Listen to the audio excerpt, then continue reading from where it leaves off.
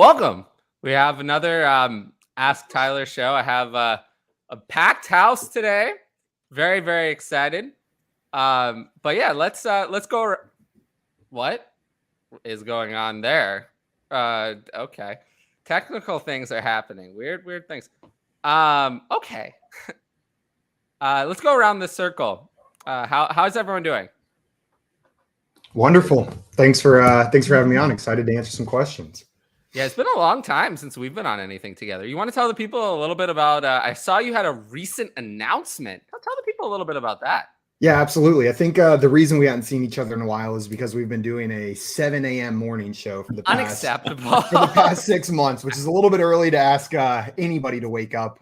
We did it every day. But starting today, right after this at 3 p.m. Eastern time, we are bringing back the fantasy football game show. You can find it on our YouTube channel at Front Yard Fantasy or on bettersports.com. But 3 p.m. every day, Monday through Friday, we're just bringing guests on, people from the community. I think everyone here except for Conan has been on the fantasy football game show at one point. We'll have to get you on. You got to fix that. We'll have to get you on to come play with us.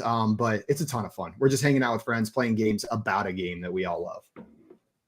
I'm definitely in. That sounds awesome. Hell yeah. It's fun. Yeah, I can't believe you've never been on. We'll have to make it happen. We'll change that for sure. I haven't been on in a long time. I mean, it's been what, years? It's been a minute. Definitely at least before this season since we've had you on. Yeah. Well, this 7 a.m. time, I mean, I'm never. That was too early for me. If you watch the first 30 minutes of any of those shows, my eyes are in the process of opening up. I'm a different human at 7:30 instead of 7. I gotta break it to you, Simon. That is 4 a.m. on my time. I haven't been tuning in. I apologize. I'd like to lie if I have. Come on, man. Where's the support, man? Where's the support? If it was 5 a.m., I'd consider it. I mean, you could always tune in and watch the replay, right? I'm going to be real with all of you. If any one of you had a show at 6 a.m. my time, I would watch the replay. I'm not going to be there. I love you guys, but that's too early. Yeah. I don't know, man. So put some questions in the chat. Otherwise, I have bad news. You're going to get to hear me talk about whatever I want. That's usually bad.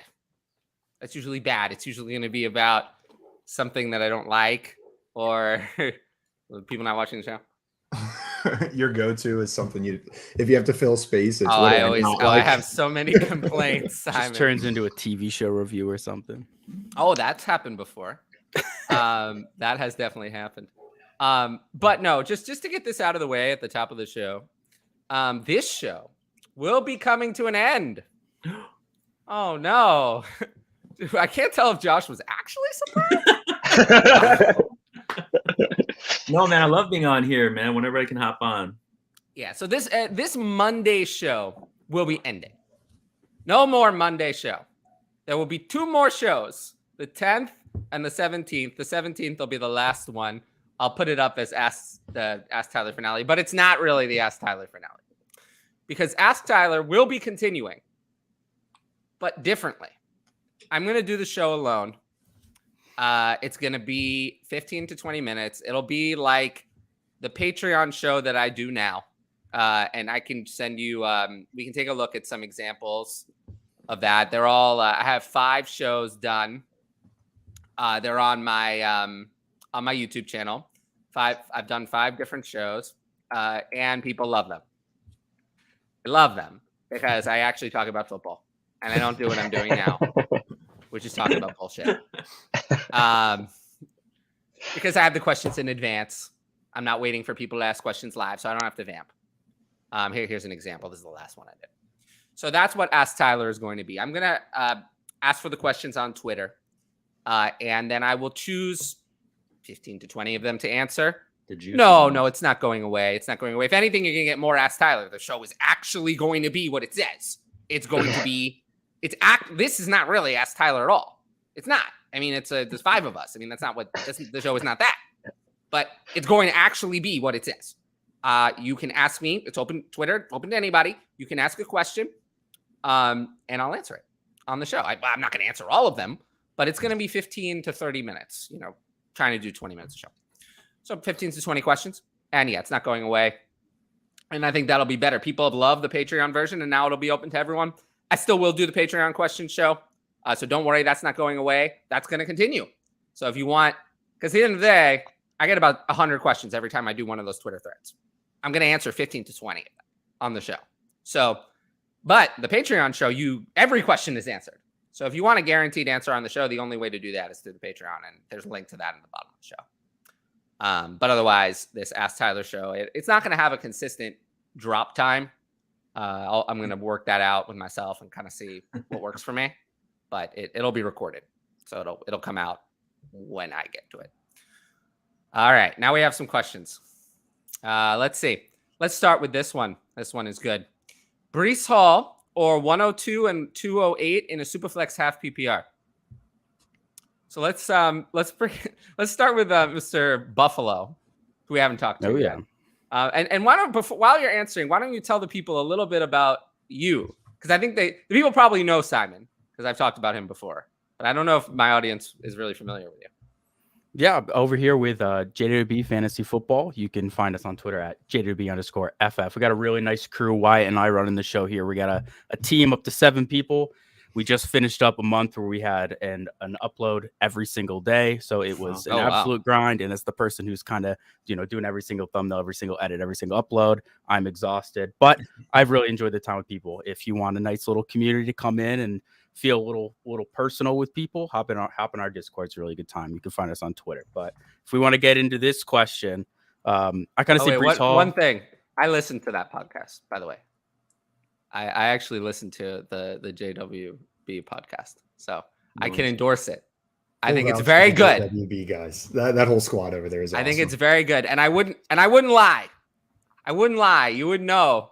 I have gone after podcasts and shows I don't like. I do it all the time, so I wouldn't lie. I actually do listen to it. It actually is really good, and I'm happy to be here. Talking Brees Hall, I kind of see Brees Hall and the 102 CJ Stroud is assuming in Superflex as a similar tiered asset. Same type of player here. So it really comes down to what you need on your team for me here. If you have 2 rock solid quarterbacks, I completely understand taking the Brees Hall side of this. And if you need a quarterback in the slightest, this is very easily 102, 208 for me, because I guess the 208 you can reason as a little sweetener. This year's tier break in the second seems to be like 205, 206. So 208 doesn't mean as much to me as far back as like an early third. I feel those are similar, but it is a nice little sweetener in what is otherwise a parallel. So this is positional need. I'll tend to win quarterback and Superflex because it's pretty key. Both those are like early second round startup prices. So it's a even trade, but probably 102, 208 in a vacuum. I'm with Skylar here. I think it's super equal, but the way I play Superflex Dynasty specifically, I need the rookie drafts for quarterbacks. I'm generally waiting on quarterback in those Dynasty startups. I've got some aging guys down at the end. And you're one of those. That's what I go into a Dynasty startup with. And then the plan is the next couple years, we're trying to trade up into those top couple rookie picks because we're not earning them because we got those veteran quarterbacks to get us the low picks. And then we're drafting these QBs. So just based on my team construction, I'm probably going to lean CJ Stroud, the quarterback here, with maybe, what is it, Bijan Robinson or Bryce Young as a consolation if he goes first overall, and we can roll from there.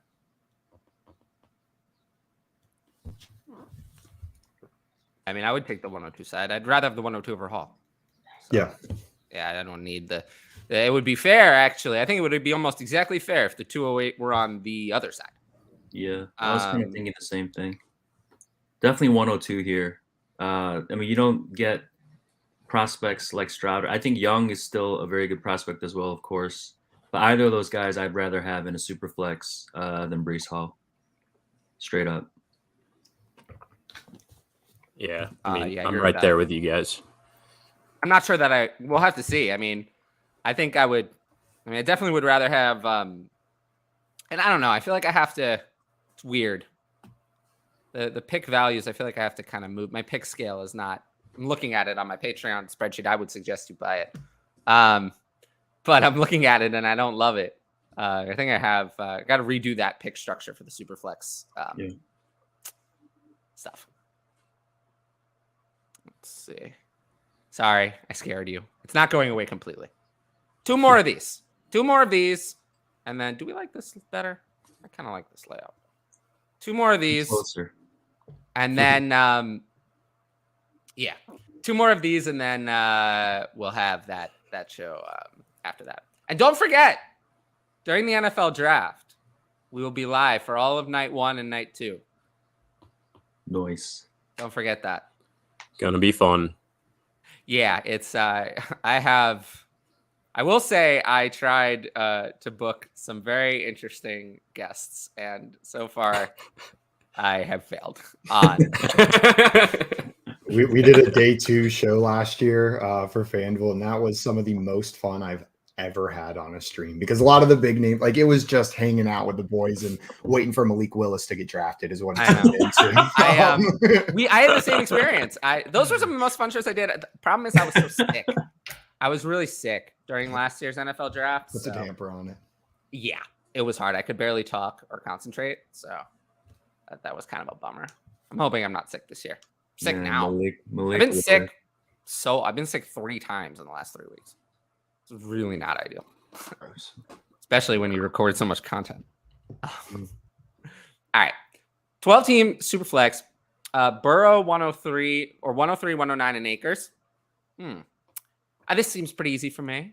It's Burrow easily. I don't see much. Yeah. QBs are gold. QBs I don't think it's unreasonable, so I'm taking Burrow here. Like, I understand the thought process behind it. It's 1 high first, another first thrown in there, but man, it's really got to be like 102, 103 for us to even start talking to trade an asset like Burrow, Herbert, Allen, all those guys. I think if it had another premium thing in it, but it doesn't. If Akers in place of Akers, if it was a much better kind of short thing running back, I would consider it. Because I don't. What if it said 103, 109, and Kenneth Walker?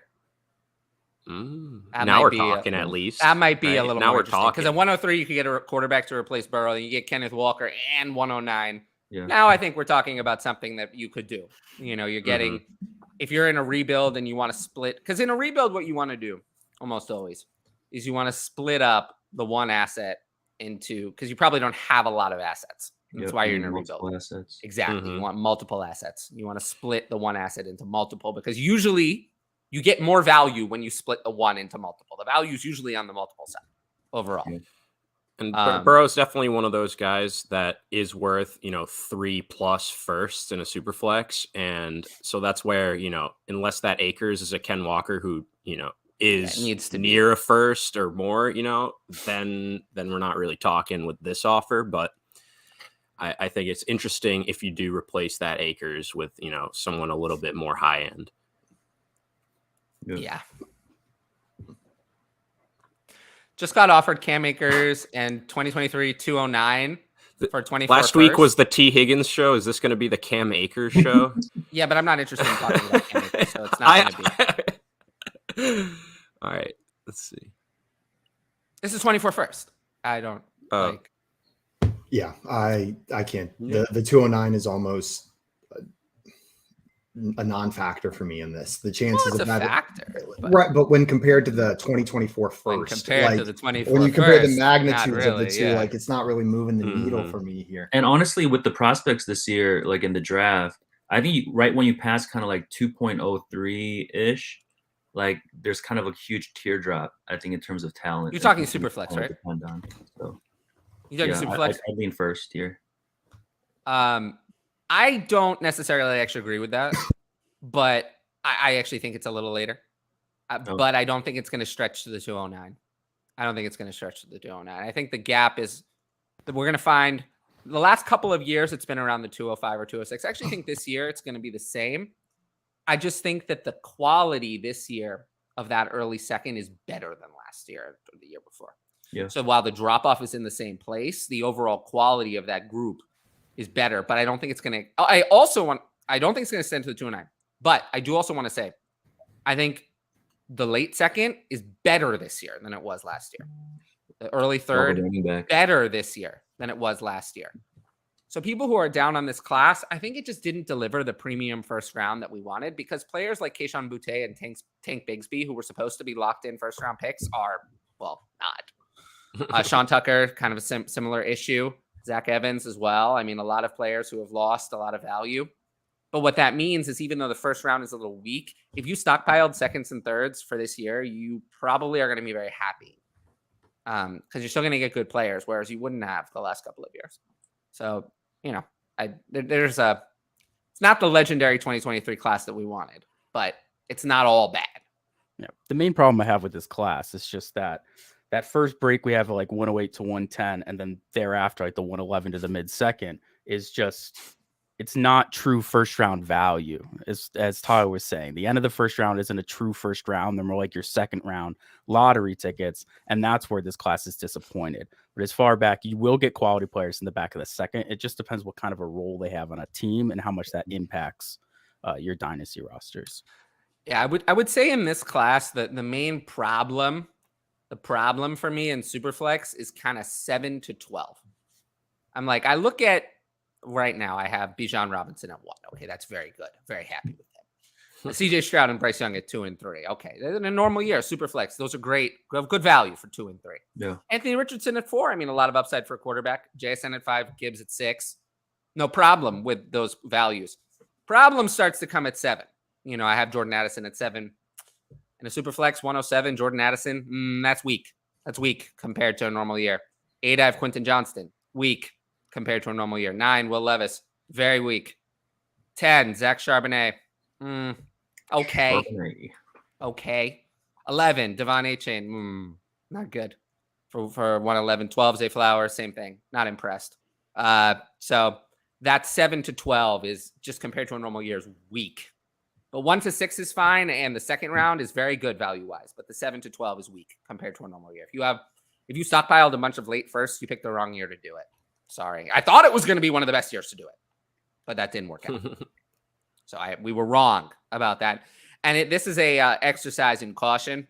I always suggest, I think maybe we learned this lesson, be a little more cautious about future years. But the reason I say, I'll say one more thing about future years and we'll move on. The reason I say to acquire a lot of future picks is because if you get the early first, it's always going to be valuable. Always. That's why I always suggest doing things like trading the 110 for a 2024 first plus, no matter the year. Because you're trading away something that's not premium for something that has a chance to be premium. And those premium assets, as we have seen, are hard to get. That's why I like this trade. Whereas for Cam example. Akers is not. This is even more appealing. 2 things that are totally not premium and never will be for something that could be. You want to take cheap shots at getting into that premium range. That's always my recommendation. Because if you try to buy them later. Take cheap shots. That's what I got from that. All right. Nice. Well, I take a lot of cheap shots at people. You know, Ryan's not here, so I can take a cheap shot at his bed not being made. These are minor details. Or, well, whatever. I had like 6 more in my back pocket, but I'll save them. Jameson Williams or Elijah Moore in 109? Oh, 109 question. It's good timing. We were just talking about 109. 109 and Cam Akers. That's what we're talking about today. I know, apparently. What do we think about this one? More. Just boils down to your temperature on Jameson Williams. Yeah. Really, that's personal. I mean, with he was a very good prospect, but it comes down to what you feel about him, your confidence level going into year 2. If you're in on Jameson Williams, that's the side you lean. If you view Jameson Williams to a similar tier as, you know, that Zach Charbonnet, Jordan Addison, Quentin Johnson, as you were mentioning, I guess you go to the other side, get a little extra on with Elijah, but I don't feel strongly one way or the other. I'm just not in on Elijah still. For me, though, not in on Jameson. In order to be on the Jameson side, you have to be both really in on Jameson and essentially completely out on Elijah Moore. Otherwise, the value's on the other side. Yeah. Because I'm completely out on Elijah Moore, but not in enough on Jameson Williams to be on that side. So I'm still with the 109. And then I'll sell Elijah Moore for whatever I can get. Which will be something. I have an opposite opinion of Tyler, but we end up on the same side. I'm in on Jameson Williams, but I'm also in on Elijah Moore. So we have a similar problem where not both of those things line up. I think Elijah Moore, with Deshaun Watson having a full off season there with the Browns and stepping up into that wide receiver 2 role behind Amari Cooper, is going to be good for fantasy. I'm not talking wide receiver 1 numbers, but he could give you wide receiver 3 numbers, startable numbers every single week with some serious upside because of the kind of prospect that he was, right? So I'll take that in the 109. And it's not a anti-Jameson Williams take. It's just I'm I'm taking the value with a player that I like, that I'm curious about the upside. It's nuance. It's tough on Twitter. Anytime people think so many things, they read so much into what I say. I always say I purposely hide it on Twitter. I give as little information as possible. I just answer the question in one word if I possibly can. Can't pick that apart. No, you really can't. I love it, but my favorite thing is when people read into one word. I actually love it. It's why I do this. I like answer with one word, and then, oh my God, it's like people how like, dare you? How dare you? I'm like, okay, all right. As a contending team, are you looking to hold on to older veteran wide receivers like Hopkins, Kupp, and Adams? I mean, yeah, I would. If you're contending, those three are gonna have a quality season, with top production, hopefully. But yeah, I'd say if you're a contender, you wouldn't want to move off these guys because you're not going to get the same kind of value in return, like towards a championship. I think it comes down to cost, right? I mean, of course, if somebody's going to come out at this point in their career and you're getting a first and a second for Hopkins, 2 firsts for Kupp, Adams, I think you're content to move off. Or if you're getting a young wide receiver and a first on top, you're content to move off. But in a vacuum, looking at this question, you're just asking, do I hold on to these players? Sure. I mean, you have shots at top 5 wide receivers in PPR formats with all 3 of these guys. Yeah, and we want to win championships, right? No one's throwing a good young receiver or a first for these guys, though. Maybe surprised. Maybe Kupp. I'd be very surprised. Depends on your league. I mean, there's a lot of leagues out there, right, where they still look at DeAndre Hopkins as a 5th-round startup price. They still look at Devontae Adams as a 2nd-round startup price. I mean, there's a lot of these home leagues where these big names still carry a lot of value, and they see, other wide receivers get into years 31, 32, and they're still productive, and they think these players still have another year or two, which they just might, and they carry that premium value in those leagues. Other leagues are completely ageist, and these players are all buys. I mean, when these players are going as back end wide receiver 2 prices or Hopkins, wide receiver 4 prices, I mean, sure, we're buying at that cost. It just comes down to your league, but yeah, I'll hold the win. Hopkins might be a buy. I've never seen Hopkins sold for anything premium. The other 2 I have many times. I actually just made Kupp and Adams are both easy. I think with DeAndre Hopkins, large returns for both. My thing with DeAndre Hopkins, he stinks of a draft day type trade.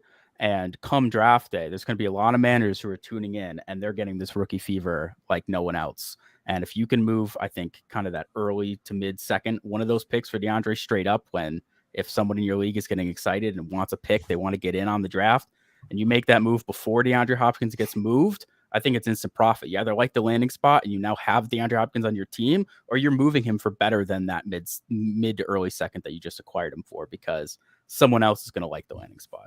My New Year's resolution was to not be the guy that traded DeAndre Hopkins because I have rookie fever and desperately want the person in the draft, because I do it every single year. Was that actually your New Year's resolution? I told myself I wasn't going to do it this year. I didn't write it down on New Year's. So just so you guys know, there was some update on Hopkins saying that he'll likely be released by the Cardinals. I don't buy it. Yeah, just the heads. That's from Dove Kleiman. Yeah, he's not going to be released. Even with the contract, someone would move a 3rd-round pick for DeAndre Hopkins. A release would surprise me.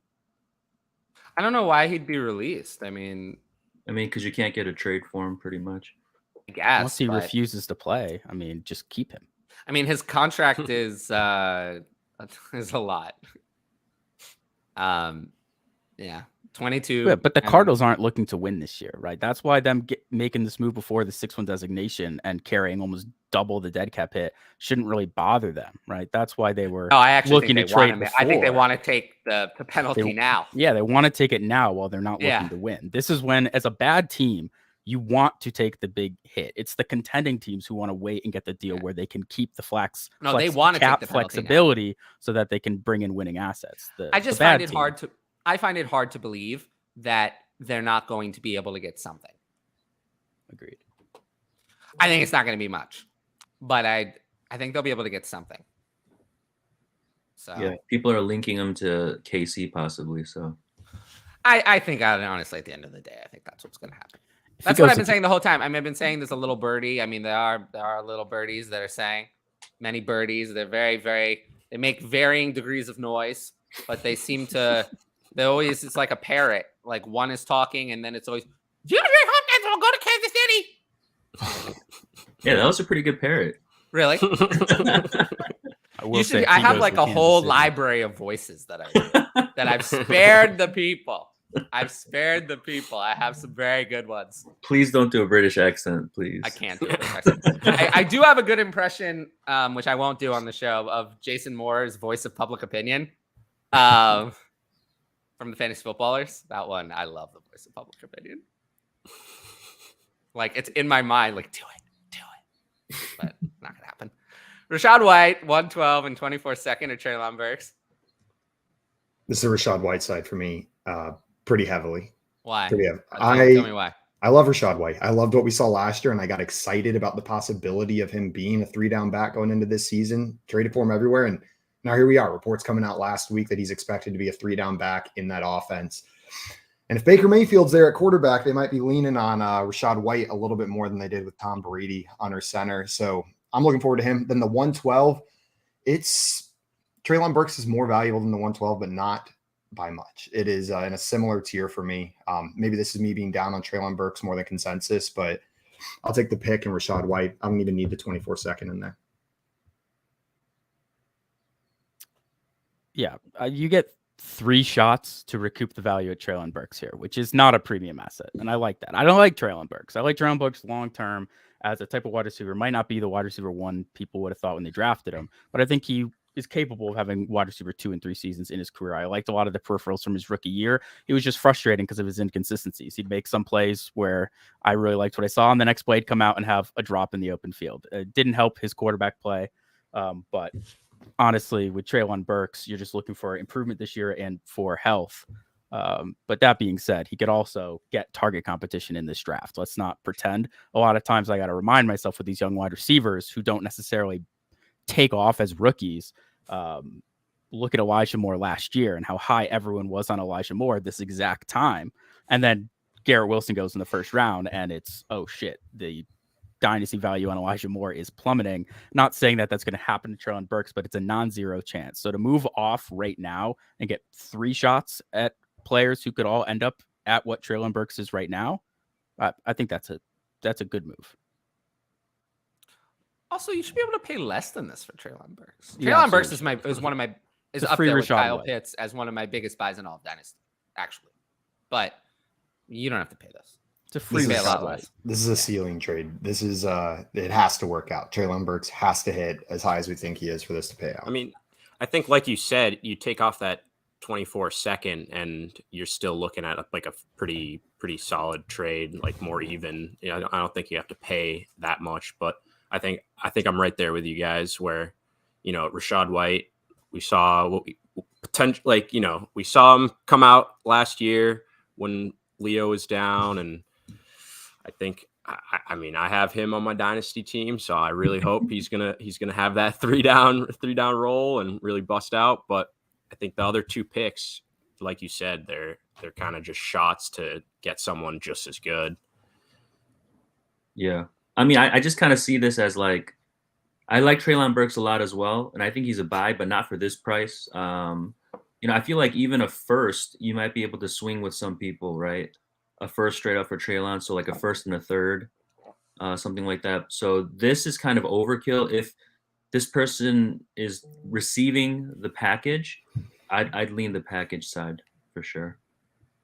Yeah. Or if I'm going for Treylon Burks on that side, I'd ask for some draft capital back. Yeah. I also love how Ryan is around. That's Ryan. To ask questions. he must have heard what I said about his bed. That's what happened. He heard that and he was summoned magically into the show. I love that. Make your bed, Ryan. Oh, I'm just that kidding. I'm clipping. I'm going to clip that. All right. Superflex 14 teams traded the 112 and DJ Moore for the 105 and AJ Dillon. I've been traded Dillon and Jacoby Myers for Hollywood Brown. Well, let's start with the second part first, because that's easy. I want Hollywood Brown by a lot. Wow. But what about the first part? The first part I think is more interesting. I'm keeping Moore and the 112. Yeah. I think if there's any chance that the 105 ends up a quarterback in a Superflex 14-team league, that's the It side. shouldn't happen, but it's really difficult to say that way, before, right? Well, and in a lot of drafts, it's 104 is JSN or Anthony Richardson. You kind of have a toss which way your lead leans. Sure. So without context, I can't really answer. If we were on the clock and there is a quarterback at 105, it's not even close for me. What if it's Will Levis? Yeah, I'm not taking Will Levis. Will Levis doesn't count. I have flashbacks of Zach Wilson all over that, but he doesn't even have the college production of Zach Wilson. It is true. I'm just talking visioning him getting he's swallowed even by worse. Defensive lines. As a prospect, he's even worse. It's significantly worse. We're in agreement. Zach Wilson is very interesting because he actually is off topic, but Zach Wilson was not as bad of a prospect as everyone thinks. He just has a peer problem that he was not really apparent. You could kind of guess, but sometimes we guess about that stuff and we're wrong. But once we got to the NFL, we saw there was a big brain problem with Zach Wilson. It's like you're a chess player, Tyler, yeah? Yeah.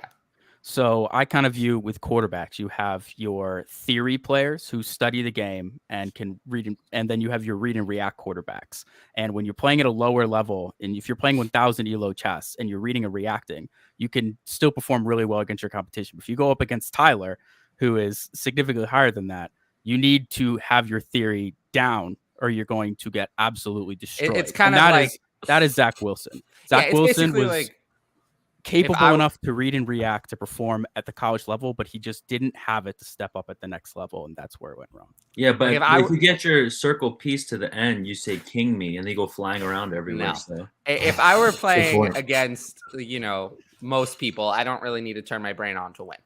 When I'm playing chess, I don't even have to try. And that's Zach Wilson against BYU's competition. But if I'm going to like a chess tournament and I against strong competition and I try to play that way, then I'm going to lose. I'm not going to do very well. And that's the Patriots defense in this analogy. Exactly. Yeah. But yes, in this trade, let's assume that for me, let's say that we're on the clock and it's the top four that I usually have: Robinson, Stroud, Young, and Richardson off the board. In that case, is the 112 enough to go over AJ Dillon enough to go down from JSN to DJ Moore? It's close. It's pretty fair, honestly, in that scenario. It's probably fair. It is pretty fair. Do you think? I mean, is AJ Dillon the range of outcomes totally different from the backs we're talking at 112? I don't. Yes. I'm done with AJ Dillon. I'm done as well. But he moved to AJ Dillon in a package for Hollywood Brown. Knowing that, I think, that's better than the 112 here. And 105 versus DJ Moore, I'll probably re-roll on JSN, to be honest. Yeah, I don't think there's many people who would prefer DJ Moore out there left. What I want to know is what's JGM turning Marquise Brown into now? We got a nice little train going. We're holding. We're holding. Marquise. We're holding. That's where we're stopping. These are magic beans from the office. I mean, we all know that trading makes fantasy fun. So it does. Hollywood's one of my buys of the offseason. Yeah. We've been pounding the table for Hollywood all offseason. So. Yeah, no, Josh used to be on the Monday show all the time, and then Monday started not working for him. It's part of the reason why the Monday show is going away. Because I keep having trouble. It's hard. Simon, you know this. It's hard to book guests during the day. Yeah, 3 p.m.'s a weird time. I can only imagine. I struggle to book one show. I don't know how you do it with booking 5 shows. Here, let me tell you the secret. You say, "Hey Jay, can you book guests for the next 3 weeks?" And then it magically happens. Whenever JL and I were responsible for booking our guests before Jay joined the team, you can go back and look, and we had a guest every 2 weeks. We would text each other like, "We got a guest," and like have a party. And now Jay makes it look easy. I don't know how that dude does it. That is so unfair. Maybe I should put someone in charge of that. No, I'm never gonna do that. I like doing it myself. Yeah. Actually, I like doing everything myself. That's what I've noticed. I've always tried to like bring in people to do this part or this part, and I just prefer to learn how to do it myself. Simon, keep in mind for now, Mondays and Tuesdays are my days off. Ooh. So. The good news is I can make that 3 p.m. Eastern time work like every day. I'm available. Texans Nation. Beautiful. 10-team Superflex, small tight end premium, send Russ 106, get Josh Allen.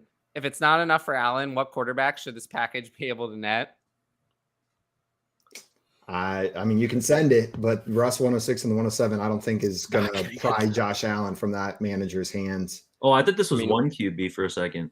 Oh, if it's one QB, yeah, that's not going to happen. And it's the 106 side, but it's not the one QB. Yeah, I mean, we were just talking about the 106, 107. Like, you're not getting a quarterback there whatsoever. So for a manager to give away, you know, one of these top 2 quarterback assets, it's just like that's going to take more than that. And it's going to take more than like a quarterback like Russ to get something like that done with those picks, if that's like the picks you want to send.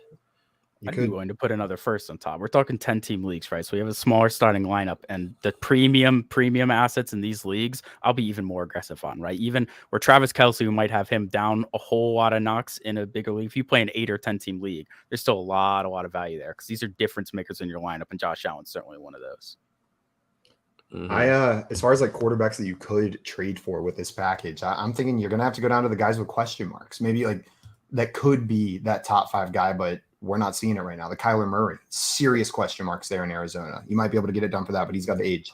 Deshaun Watson, it did not look good this year, but he's got the previous history in the league that we can look at. Like that's the type of quarterback. Tua Tagovailoa with the concussion problems. Like those 3 quarterbacks are who I'm trying to send this package for. Tua might be a little rich, but I think this is a little rich for both those in a 10-team league just because of necessary where we see ceiling. I kind of like it mostly for Deshaun Watson, but with the way the market is on Deshaun Watson and like Kyle, both those players going second round starter picks right now. And I think they're both for sure first round starter picks, especially Deshaun Watson. I have him as the top 8 player still. I think you can get those 2 names done for less than this. I think you can send Russ in the 106 and you will get Kyler Murray or Deshaun Watson in your league. That I would just stick with Russ, man. For sure. He's gonna come back. I'd rather have Deshaun Watson than Russ in the 106. Yeah, I mean, I agree.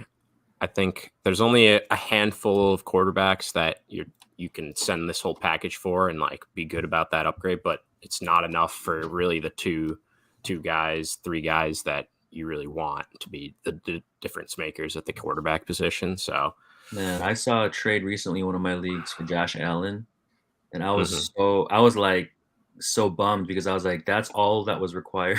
It was so little, man. It was like Jimmy G and like 3 seconds and George Kittle and like one other piece, like Cortland Sutton. Like I was like, oh my goodness. I think so. I mean, that tells you, you know, every league is different. Every league, you know, has different players with different valuations on different players. So, for sure. I mean, it's not the worst thing in the world to send it. It's not an offer that's going to get, you know, laughed at and all negotiations. Yeah. Exactly. But I mean, by our view, definitely shouldn't be enough to get him, but who knows? In your league, maybe it is. And what about Lamar Jackson as the quarterback that you're trading for with the serious question marks around where he's going to play next year? Is he going to play? Do you think you could get it done? And would you guys send this for Lamar? I'm fine with it for Lamar. Again, I think you can get Russ in the 106 done for Lamar. I view Lamar similar to Kyler and Deshaun. They both have their question marks, but they could all be the quarterback 5, and that is. Dude, Kyler is a screening buy right now, man. I mean, Kyler and people are so out on him right now. It's ridiculous. You know, it's crazy to me because he's still locked in, and he's gonna come back. You $190 million guaranteed in that despite contract. like not knowing exactly when. So Kyler is a screaming buy. And I think he can be had for pretty cheap in quite a few leagues. I think, I mean, him and Lamar, like, I do think this is probably a bit too much. If you can go Russ 106 and 207 or something, you know, see if you can get a second in there, maybe even 2 seconds or whatever, like not a second first. I think in most leagues right now, like, which is kind of where they're at, hopefully that's something you can get done and get to keep an extra first to kind of take another shot. Yeah, I don't know where you guys sit on Deshaun, so apologies if I got a little excited. I could go on a whole soapbox rant about Deshaun Watson. Oh no, don't worry, I've done it enough times. You don't need to. Wait, are you out on him? Wait, is it Shyler or Skyler? Skyler. Oh, it is Skyler. Okay. Unless he's nervous, then it's Shyler. Wow. Boo. Sorry. Bro. That's so bad. Wow, you're taking the dad joke title away I from know. Come on, man. I'm supposed to make the dad joke. That's What am I gonna do now? I'll leave it to you. No, All right. So, I mean, I'm curious about this next one as someone that has Tony Pollard and trying to see where the league feeling on him. But where do you guys value Pollard? Any 24 first or late 23 first? I have picks 102, 104, 106. Wow. In a PPR super flex. Could replace Pollard with Gibbs to pair with my Brees. Wow. Got some good assets there. Well, it sounds like they have a full running back room. And whenever you have running back depth and you can move a player who has the potential to lose significant value as soon as a month from now, you move on. I think you can get more than a raw 24 or a late 23 first for Tony Pollard at the moment. But yeah, I'm certainly entertaining offers. Some people are so high on Pollard. But I'm kind of a Zeke stan a little bit, so I'm a little bit biased. Although Zeke doesn't have a Still team no right team. But Could end up back in Dallas. I would definitely move Pollard if I could for first round value right now. I think we'll see Zeke land on the team after the NFL draft.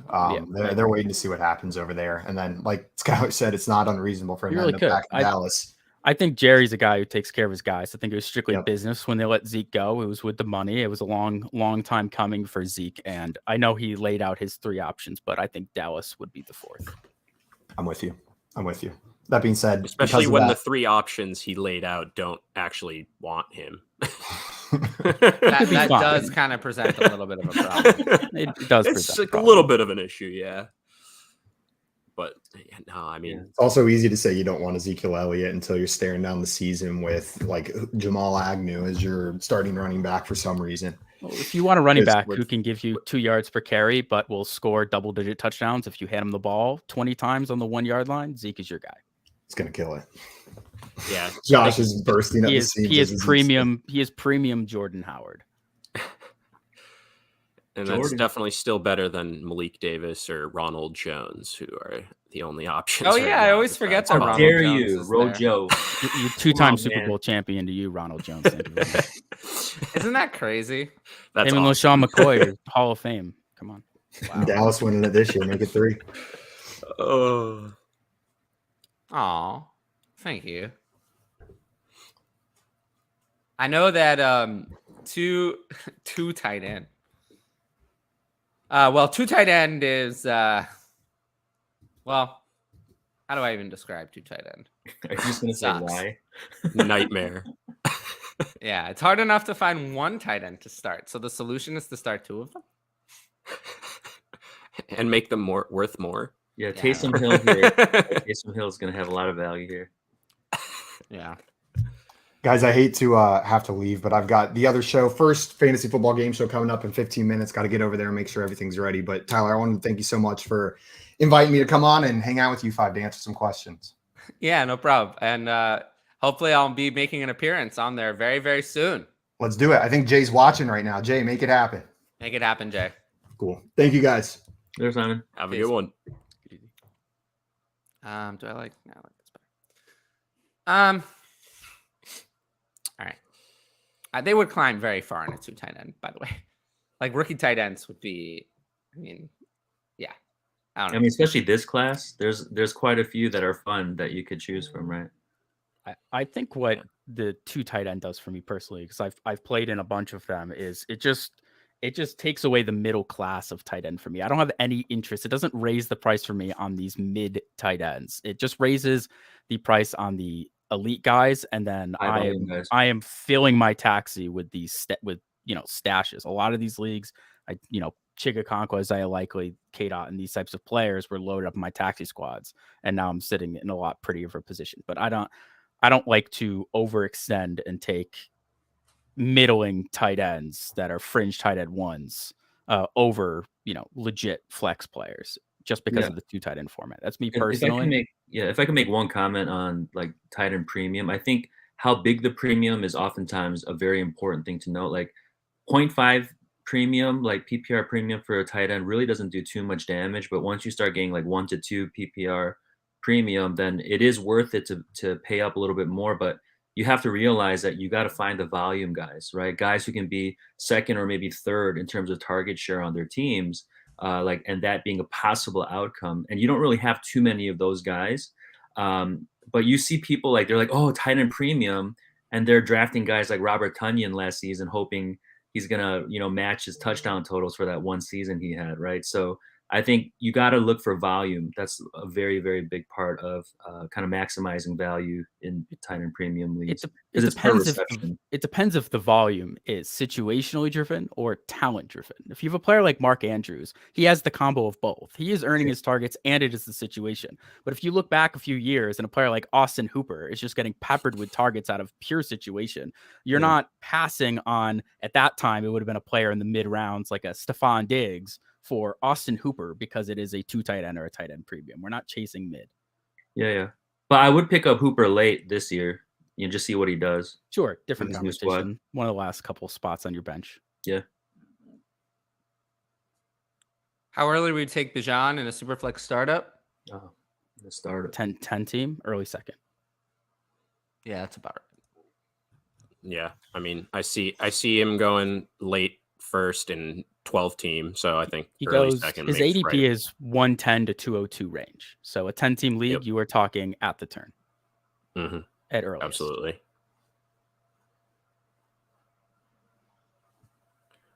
Wait, speaking of Bijan, would you guys do Bijan plus Chris Godwin for Justin Jefferson? Probably take Justin Jefferson if we're talking from a build standpoint. Man. But I mean, points in your lineup, I mean, it's a good trade. Sure. I could see you arguing for both sides. But Jefferson is just so premium. Yeah, so I'll be getting Jefferson's side. So this is actually a trade that's on, literally just got to click accept. But I'm kind of, my team is pretty stacked. So upgrading the quality actually would be pretty good. And I think I'd have him, CD, and Garrett Wilson as my starting 3 wide receivers. So, but man, Bijan, I don't know. He's so he looks so good. So I don't know. It's a little bit on the table right now. Just leaving it there, thinking about it. Have you had any negotiations? I feel like, if you can bring that Godwin down a little, one tier down. If I already tried. You already tried? Yeah, Sutton and Bijan. But that's more than a tier down, maybe. Depends. What stage is your team at? Right? And what is your team depth? What is your depth at the wide receiver position? What's your flex look like? I don't know off the top of my head, but it's pretty. Godwin's my wide receiver. You don't have every roster memorized off the top of your head. Unfortunately, I don't know, Josh. I wish I had as few as to remember all of them. Well, I have as few as I can remember all of them. Okay, but your brain capacity is probably a little bit bigger too. My head I've been hitting the head a lot, Josh. Let me tell you. I got a good segue into this question that just popped up because I just made a move involving DeAndre. Let me tell you, after being hit in the head enough times, after doing some of the college activities, other activities that I've done to my brain, it's definitely a shell of what it once was. So we'll have to see. Luckily my my charm has not gone away. The people love it. Go ahead. Talk about something that's actually relevant. Hey, Sage. I'm curious your thoughts on Swift. I just moved. So I had acquired Swift in a league about a month ago. I moved Jahan Dotson in a second for Swift and a third. Didn't love the deal, but there was some ambiguity to that situation. I need a running back here.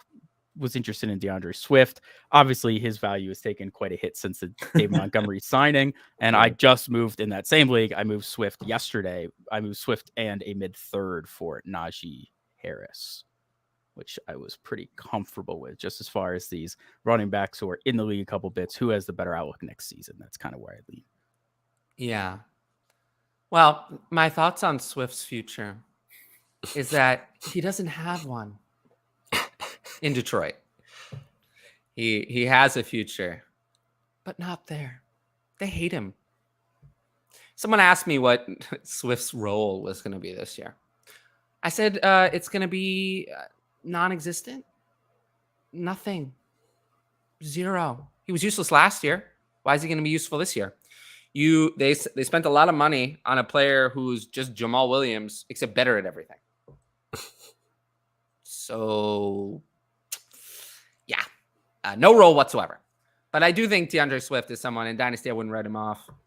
I think he is actually. I think some other teams around the NFL might see him. He'll be 25 going into free agency next year. They might see him, see that they could get something out of him. I wouldn't just write him off. But running backs who fail on team 1 never succeed on team 2.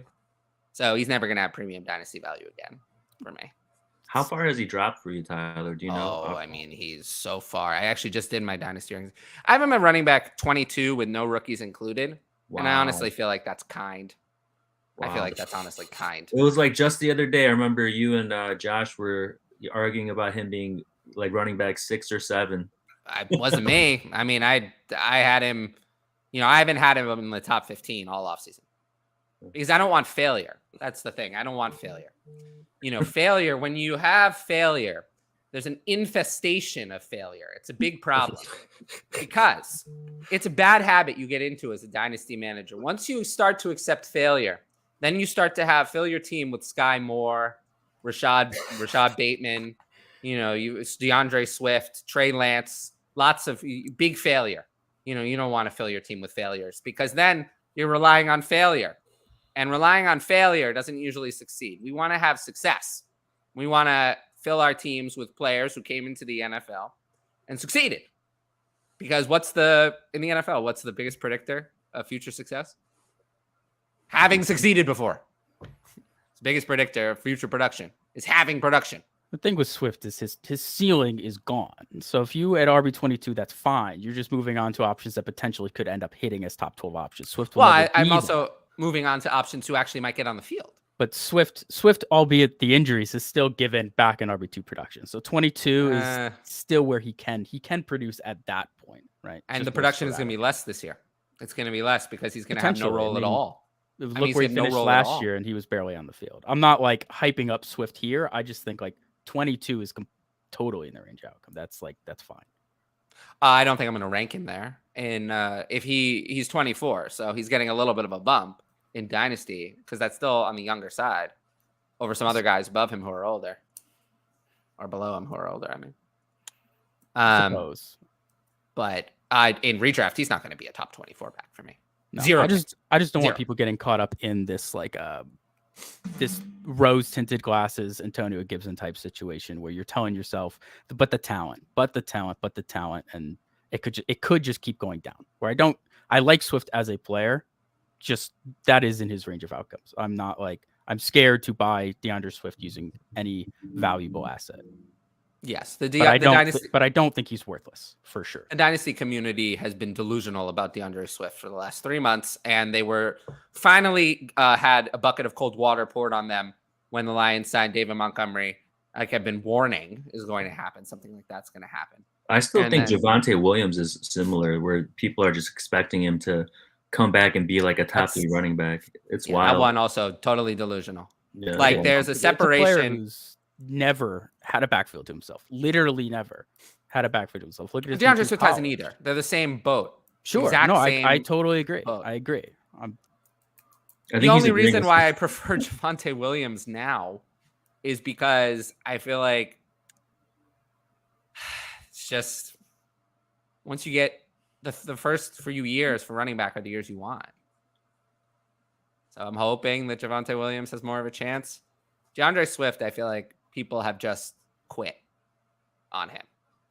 So sure. Javonte Williams, I feel like, has more of a chance. It will be year 4 of a 4-year rookie contract. Yeah, I mean, I have Javonte Williams at running back. Actually, at running back 16, which isn't that low. But overall, I'm very low on him because my running back 16 in 1 QB is 59th overall. So, yeah, not in on that range of running backs at all. I won't have any of them. The only running backs that I really draft in Dynasty are a Breece Hall. I'll take Breece Hall. And then other than that, Josh Jacobs sometimes comes to a value I like. Najee Harris as well. And then outside of that, the next running back that I see myself actually getting some of is outside the top 30. It's very rare I'll get any of those running backs in that middle range. So I draft so many running backs. yeah. And it's a good way to have unhealthy dynasty teams over the years. I mean, it's really not. So far, so good. That's yeah. It doesn't usually work out, I will say. The more you know what you're doing, I would assume you're in that category, the easier it can be to make it work. But unless you're an expert or have been playing down, very experienced, you should go with the easy strategy, which works, and I know it works, which is not drafting running backs. It's the whole meta of young wide receivers, elite wide receivers. And there's a reason it's the meta. It's very successful. It's very successful. Also the easiest position in season. We say this time and time, JB. The easiest position on your starting roster to fill in season is your RB2 spot. When people are asking me, I need an RB2, I need RB depth. I'm like, it is March. You don't need RB depth. Like, you aren't setting a lineup for 6 months. You don't need an RB2. I'm setting my lineup in season is your RB2. You get Jeff Wilson, Raheem Mostert for 4th-round picks in season. 100%. You get Kareem Hunts for stretches for 3rd-round picks in season. You pick up RB2s cheap in season. You don't need to go spend late first, early seconds. Good young wide receivers for mid running backs who will lose jobs in a year. Why do you think I said I'm basically not drafting any running back in the RB2 range? Exactly. Gotta get the value. Is the 49ers interest in Kirk Cousins a bad sign for Trey Lance? Are the 49ers really interested in Kirk Cousins? I think they're good signs for Trey Lance. That's the question. Well, no. I mean, again, the fantasy community, some people in the fantasy community are just divorced from any reality. DeAndre Swift of quarterbacks. No, this is even worse. This is actually even worse. Swift has more production than Lance. Yeah, Swift has actually done something in the last 5 years. I mean, Trey Lance has had one useful year in the last 4. Yeah. Or in the last 5. I mean, 2018 sat out and basically all the first year of college. 2019, he played very well. 2020, 1 game, looked terrible in it. 2021, bit part role, did almost nothing, had like 2 good plays. 2022, nothing at all. Terrible in game 1 and then injured in first quarter. I think he needs to get moved, because the Niners are such a strange spot for him to be at right now, where they're win now, so he's kind of still this project kind of guy with, I think he did come into the league with very high upside, and it's just one of those things where, is it worth it for them to commit to him and put him out there when they've seen guys who can already succeed, even Brock Purdy, right? That he succeeded in the system and outproduced Lance by quite a bit, right? So it's an interesting position that he's in. If Brock Purdy were not hurt, Trey Lance would already be gone. He'd already be gone. I wrote it in my DLF article. Actually, I wrote an article about these two. It's going to come out. Let me see. It claims it's going to come out on Thursday. So maybe on Thursday, you'll see that article that I wrote. And I think it was pretty good. But anyway, if Brock Purdy had not gotten hurt, Trey Lance would already be gone. The 49ers are committed to Brock Purdy as their starter. The only question is his health. But if Brock Purdy had not gotten hurt, he would have been the starter. I mean, he had won the starting job. It was over. There was no doubt. I mean, but I have delusional people from the Dynasty. It's funny. Your average fantasy manager has it right. But some of these Dynasty experts, particularly Devy scouts, it's like, oh my God. Oh, where they spent 2 first-round picks to acquire Trey Lance, so he's going to be the starter. No, he isn't. Because NFL teams don't work that way. They don't work that way. They try to win. They don't worry about sunk cost fallacy of 2 years ago. Maybe 20 years ago they did. But not Kyle Shanahan and John Lynch. They're not losing their jobs. They can afford to do whatever they want. And they're going to be playing Brock Purdy if he's healthy. They've said it 100 times. Here was their quote about Trey Lance. Why don't we hear that? Let's see if that changed your mind. We like having Trey Lance on our team right now. But any player is available for trade. That's what they said. Do you say that about your future starting quarterback? I don't think so. That doesn't sound like something you say about your Darnold season. I don't know about that. What's up? How's it going, guys? I'm in mid rant. All right, continue. Yes, continue. Oh, I'm not done. I will say, Trey Lance is finished in San Francisco, but people are still delusional. They still think that he's going to get back on field. He's not going to get back. But I wouldn't give up on Trey Lance because I think Trey Lance has been dealt an unfortunate hand. He got hurt. It's unfortunate. He got hurt, and we'll never see it. He'll never's going to get another fair chance in San Francisco because they have a quarterback who's better. Not for fantasy, but who's better for real life than he is. Brock Purdy is a perfect fit to run San Francisco's offense. Trey Lance is not. He's not. They never should have picked him in the first place. I don't get it. He was not a fit for their offense. I don't understand why they picked him. Makes no sense. Never fit the offense they wanted to run. So I don't get it. They're trying to force him to run an offense that he can't run. In all honesty, though, Tyler, Sam Darnold, man, how do you think he's going to fit into this San Francisco offense? Sam Darnold can't throw his way out of a paper bag. He can't hit the broadside of a barn. That is not true. I've seen him do it. Not true. We're not playing this game. We're not playing this game with Sam Darnold. No, Sam Darnold he's on failure attempt number 4. He sucks. Yeah, he's not starting this game. I'm playing it. He sucks. But I will say one thing about Sam Darnold. Sam Darnold and Brock Purdy play similar football. Trey Lance makes no sense. And if you were, let's say Trey Lance was the starter and Brock Purdy was not ready and Sam Darnold was the backup. To go in 1 week from Trey Lance to Sam Darnold would require changing the entire offense. Everything would have to change. Nothing could be the same. Everything would have to change in 1 week. But what would make more sense? If Brock Purdy were the starter and Sam Darnold were the backup, now that makes sense. Yes, I don't think Sam Darnold is as good as Brock Purdy, but he would run the exact same offense. Nothing would have to change. So that actually makes perfect sense if Brock Purdy is the starter. I still think that they're looking to move Trey Lance if they get an offer that they would like. And now, what would you think of like a Lamar Jackson Trey Lance swap? That's not going to happen because the 49ers that'd be insane. They can't. But I don't think it's going to happen. They literally cannot do it. Yeah, There's they can't. no way for them to fit that contract. They're one of the teams that's that a Madden can't move. do it. The Madden trade, yeah. I will say. 2K.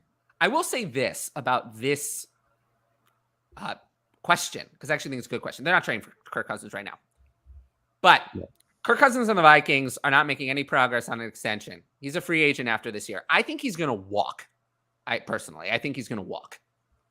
And one of the reasons I think that they're fine getting rid of Trey Lance is because they'll go with Brock Purdy if he's healthy.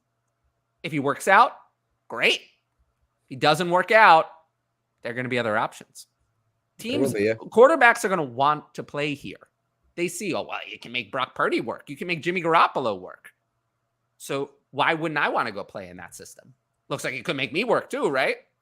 Quarterbacks, they're not going to have a problem acquiring another quarterback. So that's why I think they're more willing to give someone like Brock Purdy a chance if it doesn't work out. Then they could pursue someone like Kirk Cousins. It's why I'm not crazy about Brock Purdy. Just because I think he's going to win the job over Trey Lance doesn't mean that he's going to be extremely valuable for fantasy because he's not.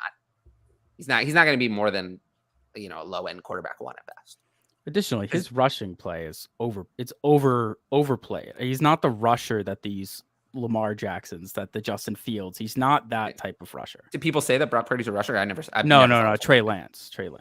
Oh, well, he had 1,100 rushing yards in college. So, no, he's not Lamar Jackson, but he has a very high rushing ceiling. It totally is there. We'll have to see if it comes back after the injury. That we'll have to see. I mean, that was the majority of his value, I think, coming in. Just that. Yeah, no, Trey Lance. Yeah, that was his value. That was it. I don't see that Trey Lance is not. I mean, to compare someone to Lamar Jackson is a ridiculous comparison. Lamar Jackson is the best rushing quarterback ever. So I don't expect him to be that. Yeah. But, could he be? I mean, Justin Fields was not this much of a rusher coming into the NFL, and he's been very bizarre. Been far worse of a passer than he was in college, but far better of a rusher than he was in college. Very odd. Made some sick plays.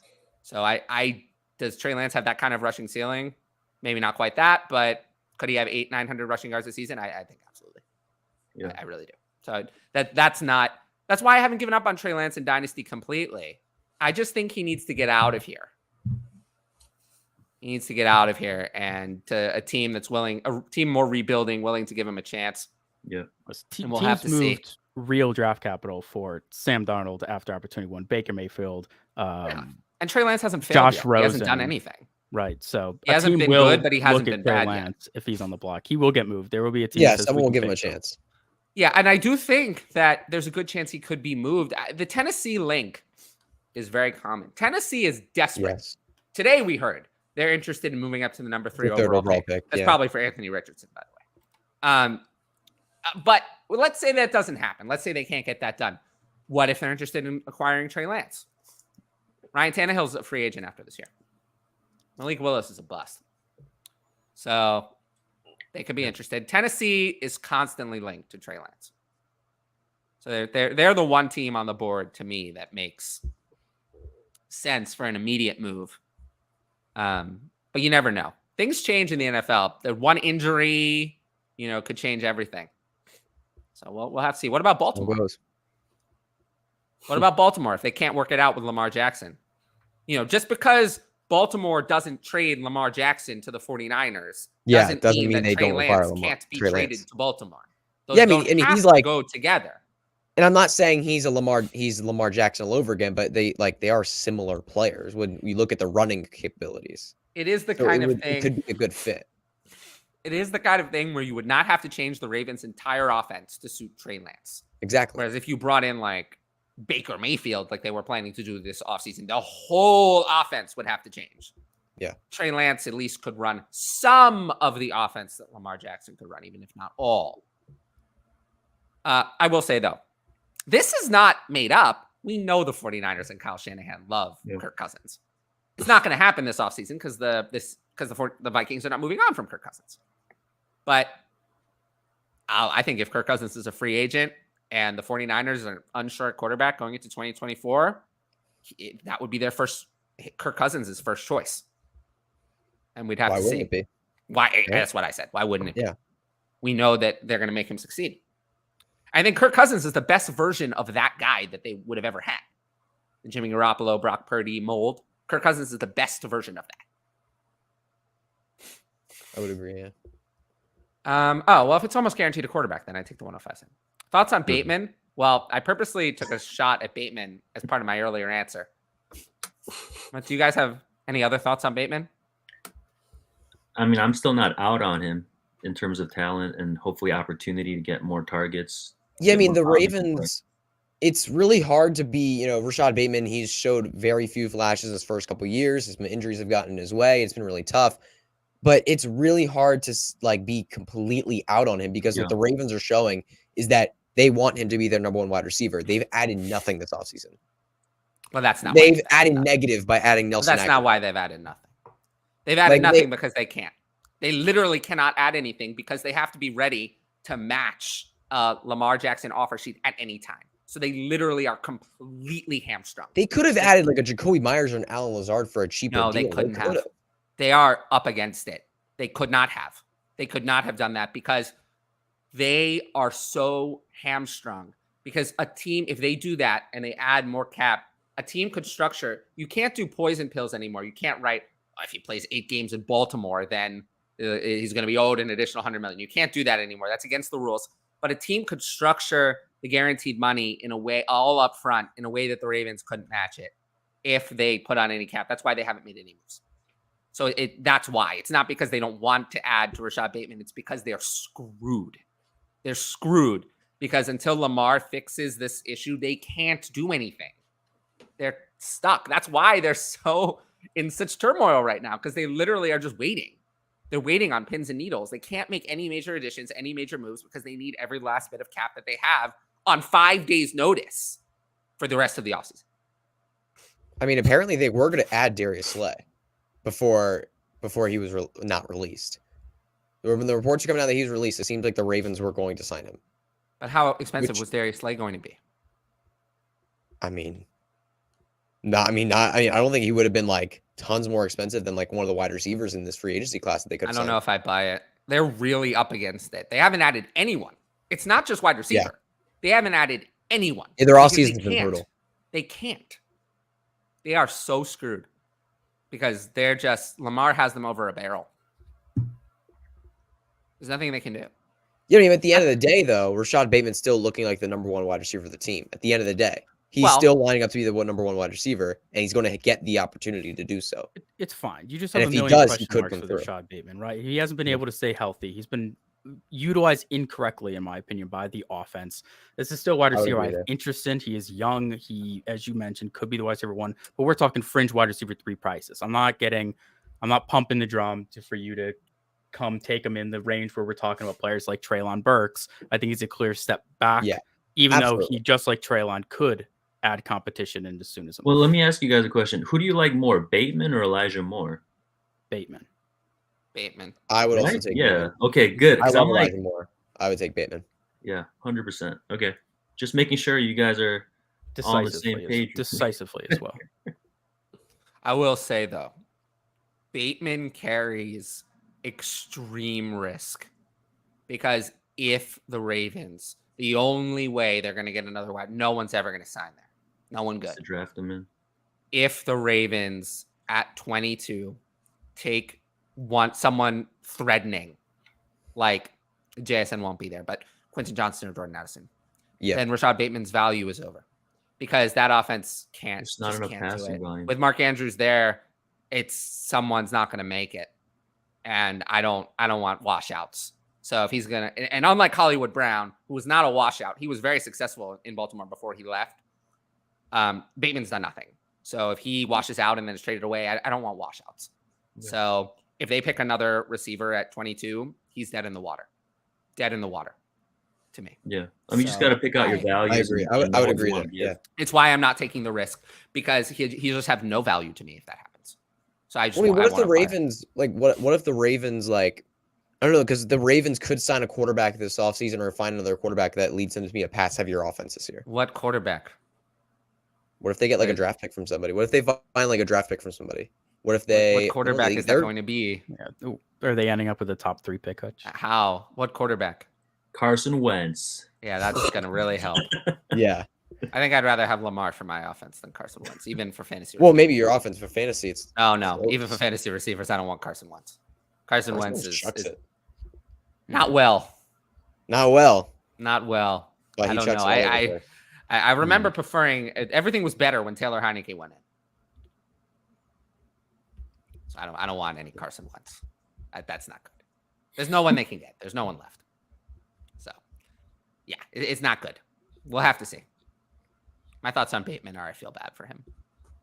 It's more than anything. He's a good, not great player. He was a good, not great prospect who might have succeeded if he went to a favorable situation. He didn't, and he's probably just going to be one of those what ifs. Man, I really wish he had a better situation. Yeah, they happen all the time. What ifs happen all the time. That's why the whole talent over situation thing doesn't always completely jive, right? I mean, I say it for elite talents, it does. For non-elite talents, it does not. And Bateman is not elite. You want to say good? You want to say good, not great, not elite. A player like Quentin Johnston, if that lands in Baltimore, we are fading that spot. He is not an elite prospect. He's good, not great. That landing spot would stink. It would be horrible, but scary enough that it would just make me lose any interest in Rashad Bateman because given what I've seen of 2 years of Rashad Bateman, I would rather Quentin Johnston. Given the 2 years of failure. Johnston, I mean, even just where he's going right now in terms of rookie capital, like you would easily take a 1.07 to 1.09 over. Oh, easily, yeah. I'm not talking Bateman 100%. Or Quentin Johnston. I was strictly talking how Quentin Johnston will get the knock that you're saying wasn't delivered to Rashad Bateman as much as you would think if he goes to that landing spot. That's all I'm saying. There's a big difference between Quentin Johnston landing at a spot people would like or adore, like a Chargers or Kansas City, versus a place like Baltimore. I think Quentin Johnston is a slightly better prospect than Rashad Bateman was, but not much. Oh. Not much. They're very similar. Yeah. They're both in that good, not great tier of prospects for me. I just think that the difference is that Quentin Johnston to me has a ceiling that I never, ever saw Rashad Bateman having. Never saw that from Rashad Bateman as a prospect, whereas Quentin Johnston does have it. As long as Quentin Johnston learns how to use his speed. Oh, exactly. But there's as long as if it could be Rashad Bateman never had it in as long as if it could be. Rashad Bateman was always just so many times with Quentin Johnson. low He catches ceiling the ball, prospect for me. and I'm like, if you just took the correct angle, you have a touchdown. And Yeah. he tries to put the moves on a guy and gets brought down 5 yards later. And And sometimes I'd he's not always physical enough too, grab because in he's my a head. huge guy, and it doesn't seem like sometimes he doesn't look physical enough on the field. Like he's huge, and sometimes he it looks didn't like play. He didn't play smart. So He doesn't I'd play usually smart, rather the yeah. guy who has it in him, and there are things you can learn sure. over the guy where it's not there. Yes, And it's a reroll. he's a freak athlete. He needs to be coached a little bit. Yeah, you can't teach that. That's Quentin Johnson. Yeah, people are talking about he's a Christian good Johnson's 40 athlete. being slow, but for his size, it's fast. I don't know. Yeah, for his size, That it's narrative was very bizarre. Actually, his value rose for me because of his 40. It didn't drop. I was very impressed with his 40 at his size. Players of that size aren't usually that fast.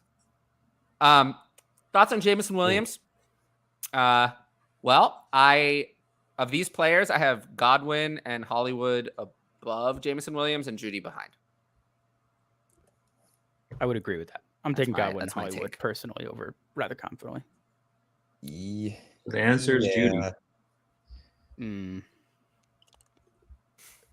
I don't dislike Judy. I don't dislike Judy, but at this point, No. the question marks with the team, the inconsistencies, him being brittle. Hollywood's I mean, very close for me too, because with 2023 Godwin- such a bad year for the Cardinals. I think 2023 is going to be horrific. targets are going somewhere, and Hollywood Brown, at a point last season and the season before had half a season stretch on both points where he was a wide receiver one in production. Right? He's going to be the hog. I'm not saying he is a wide receiver one, but Hollywood Brown over the course of a season, if healthy, is a wide receiver two, and Chris Godwin will be the quarterback's best friend there down in Tampa Bay. Oh, 100%. Baker Mayfield, if there's one wide receiver who can succeed with Baker Mayfield, it's going to be Chris Godwin. So those two players for me are wide receiver twos, whereas James Williams and Jerry Jeudy, that is your hope. So there's a clear break there for those two versus the other two for me.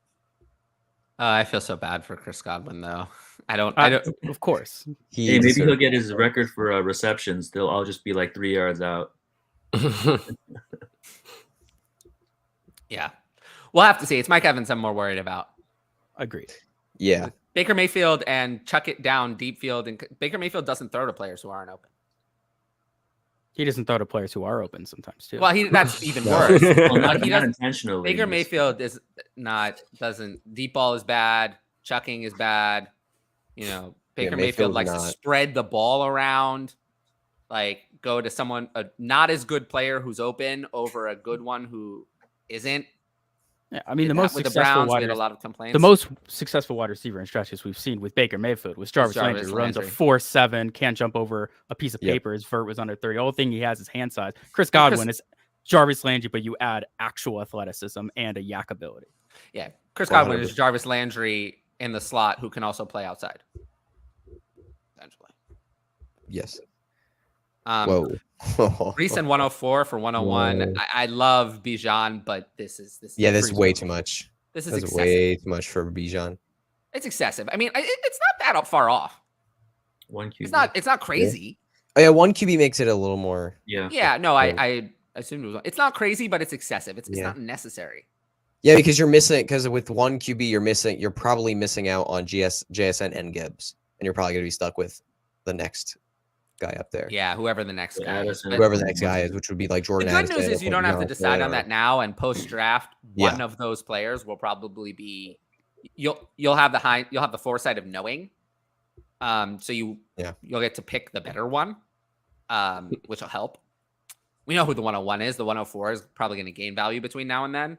I would lean on the Brees side. It is fair, I suppose. This is probably what the 101 costs. I mean, this is what you have to pay. I would want the Brees side pretty handily here. It seems excessive. If Brees was not coming off an ACL injury, correct, you could fight that the difference between Brees and the winning one is insignificant, if not a personal preference, right? So the 104 makes it a clear decision for me. Yeah, I mean, I love Bijan. Bijan is this is a clear trade. 104 and Brees for me. Yeah, Brees Hall's a clear RB2 in Dynasty to me. I feel like there's nobody else up there for me.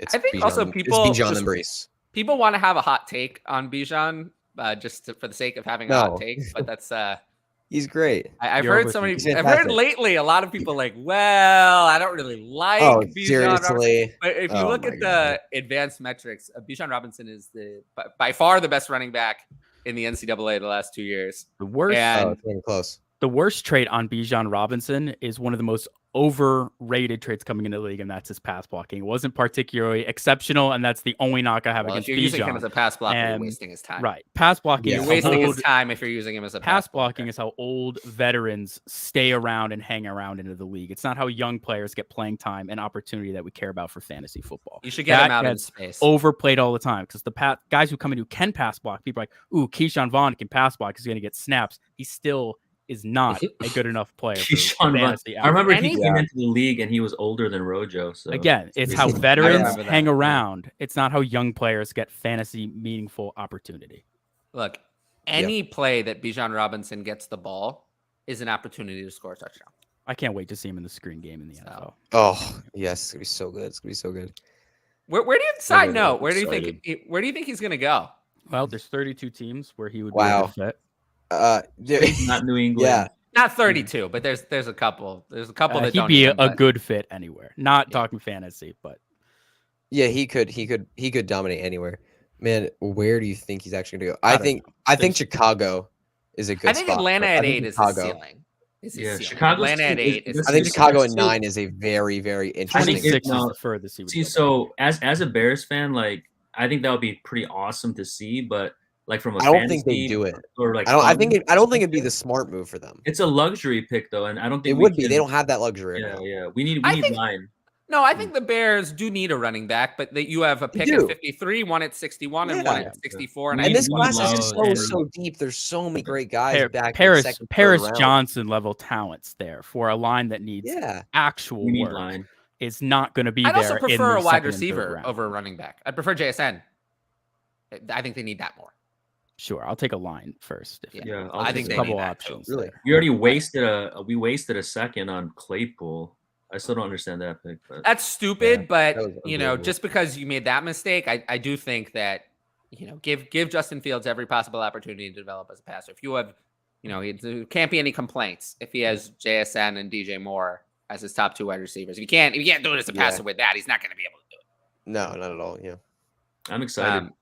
But yeah, I would. Chicago's actually not high on my list of possible Bijan I destinations. keep saying New England. I keep saying New England being Doesn't feel like a New Ooh, England type pick. projected. I don't think that's their. Yeah, that's not their. They, It's not they really like their the style. So New England likes to take Eagles at 10 is late- Eagles at 10 is also pretty predictable. But the thing is, they don't pick running backs that high usually. I feel like Howie's not going to do that. Atlanta at 8 is the one Atlanta that I at 8 think is another At good- eight? yeah.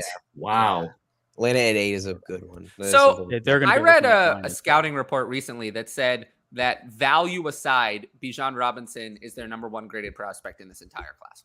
Wow. So I don't mind it honestly. No, I Bijan don't is think a- that that's crazy because he has no flaws.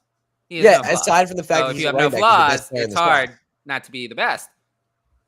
So I don't think Atlanta at 8 is crazy. I think we've gotten past the point of picking running backs in the top 5, but 8 for a running back of that caliber is not crazy. I don't think he's going to be there at like 20 something.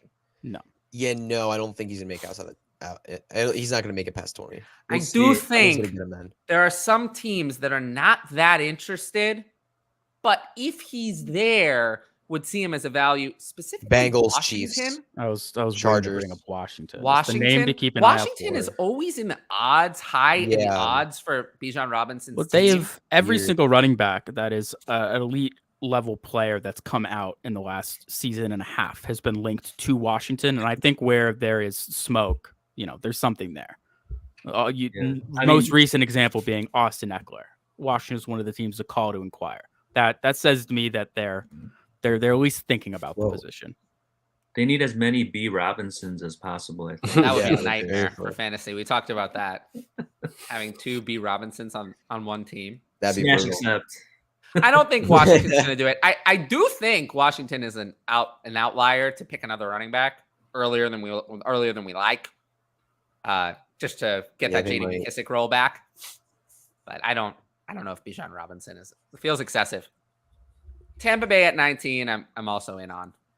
Oh, Yeah, that's no, interesting. Rashad White, Because they guys. are I would kinda hate rebuilding. it for Rashad White because I love They my are Rashad kind of White. rebuilding, but usually rebuilding team, you'd say wide receiver, but they don't need that, like at all. No. They have veterans under contracts. So I don't know. We'll have to see. I just where Bijan goes, I think is going to be very exciting. It's just New England is the one so spot I interesting. don't want That is Please that's no. not a because spot they're you the want. ones that I feel like Their could style. misuse him. Yeah. It's not Everyone Yeah. else, I think, is going to use him correctly. Like if he goes to Washington, sucks for Brian Robinson and Antonio Gibson, but I think Washington's going to know what they have and use him correctly. Yeah, just take like Yep. Brian Robinson's volume, and Bijan can make that look like. I mean, remember that Yeah. Ron Rivera is the one who ran Christian McCaffrey.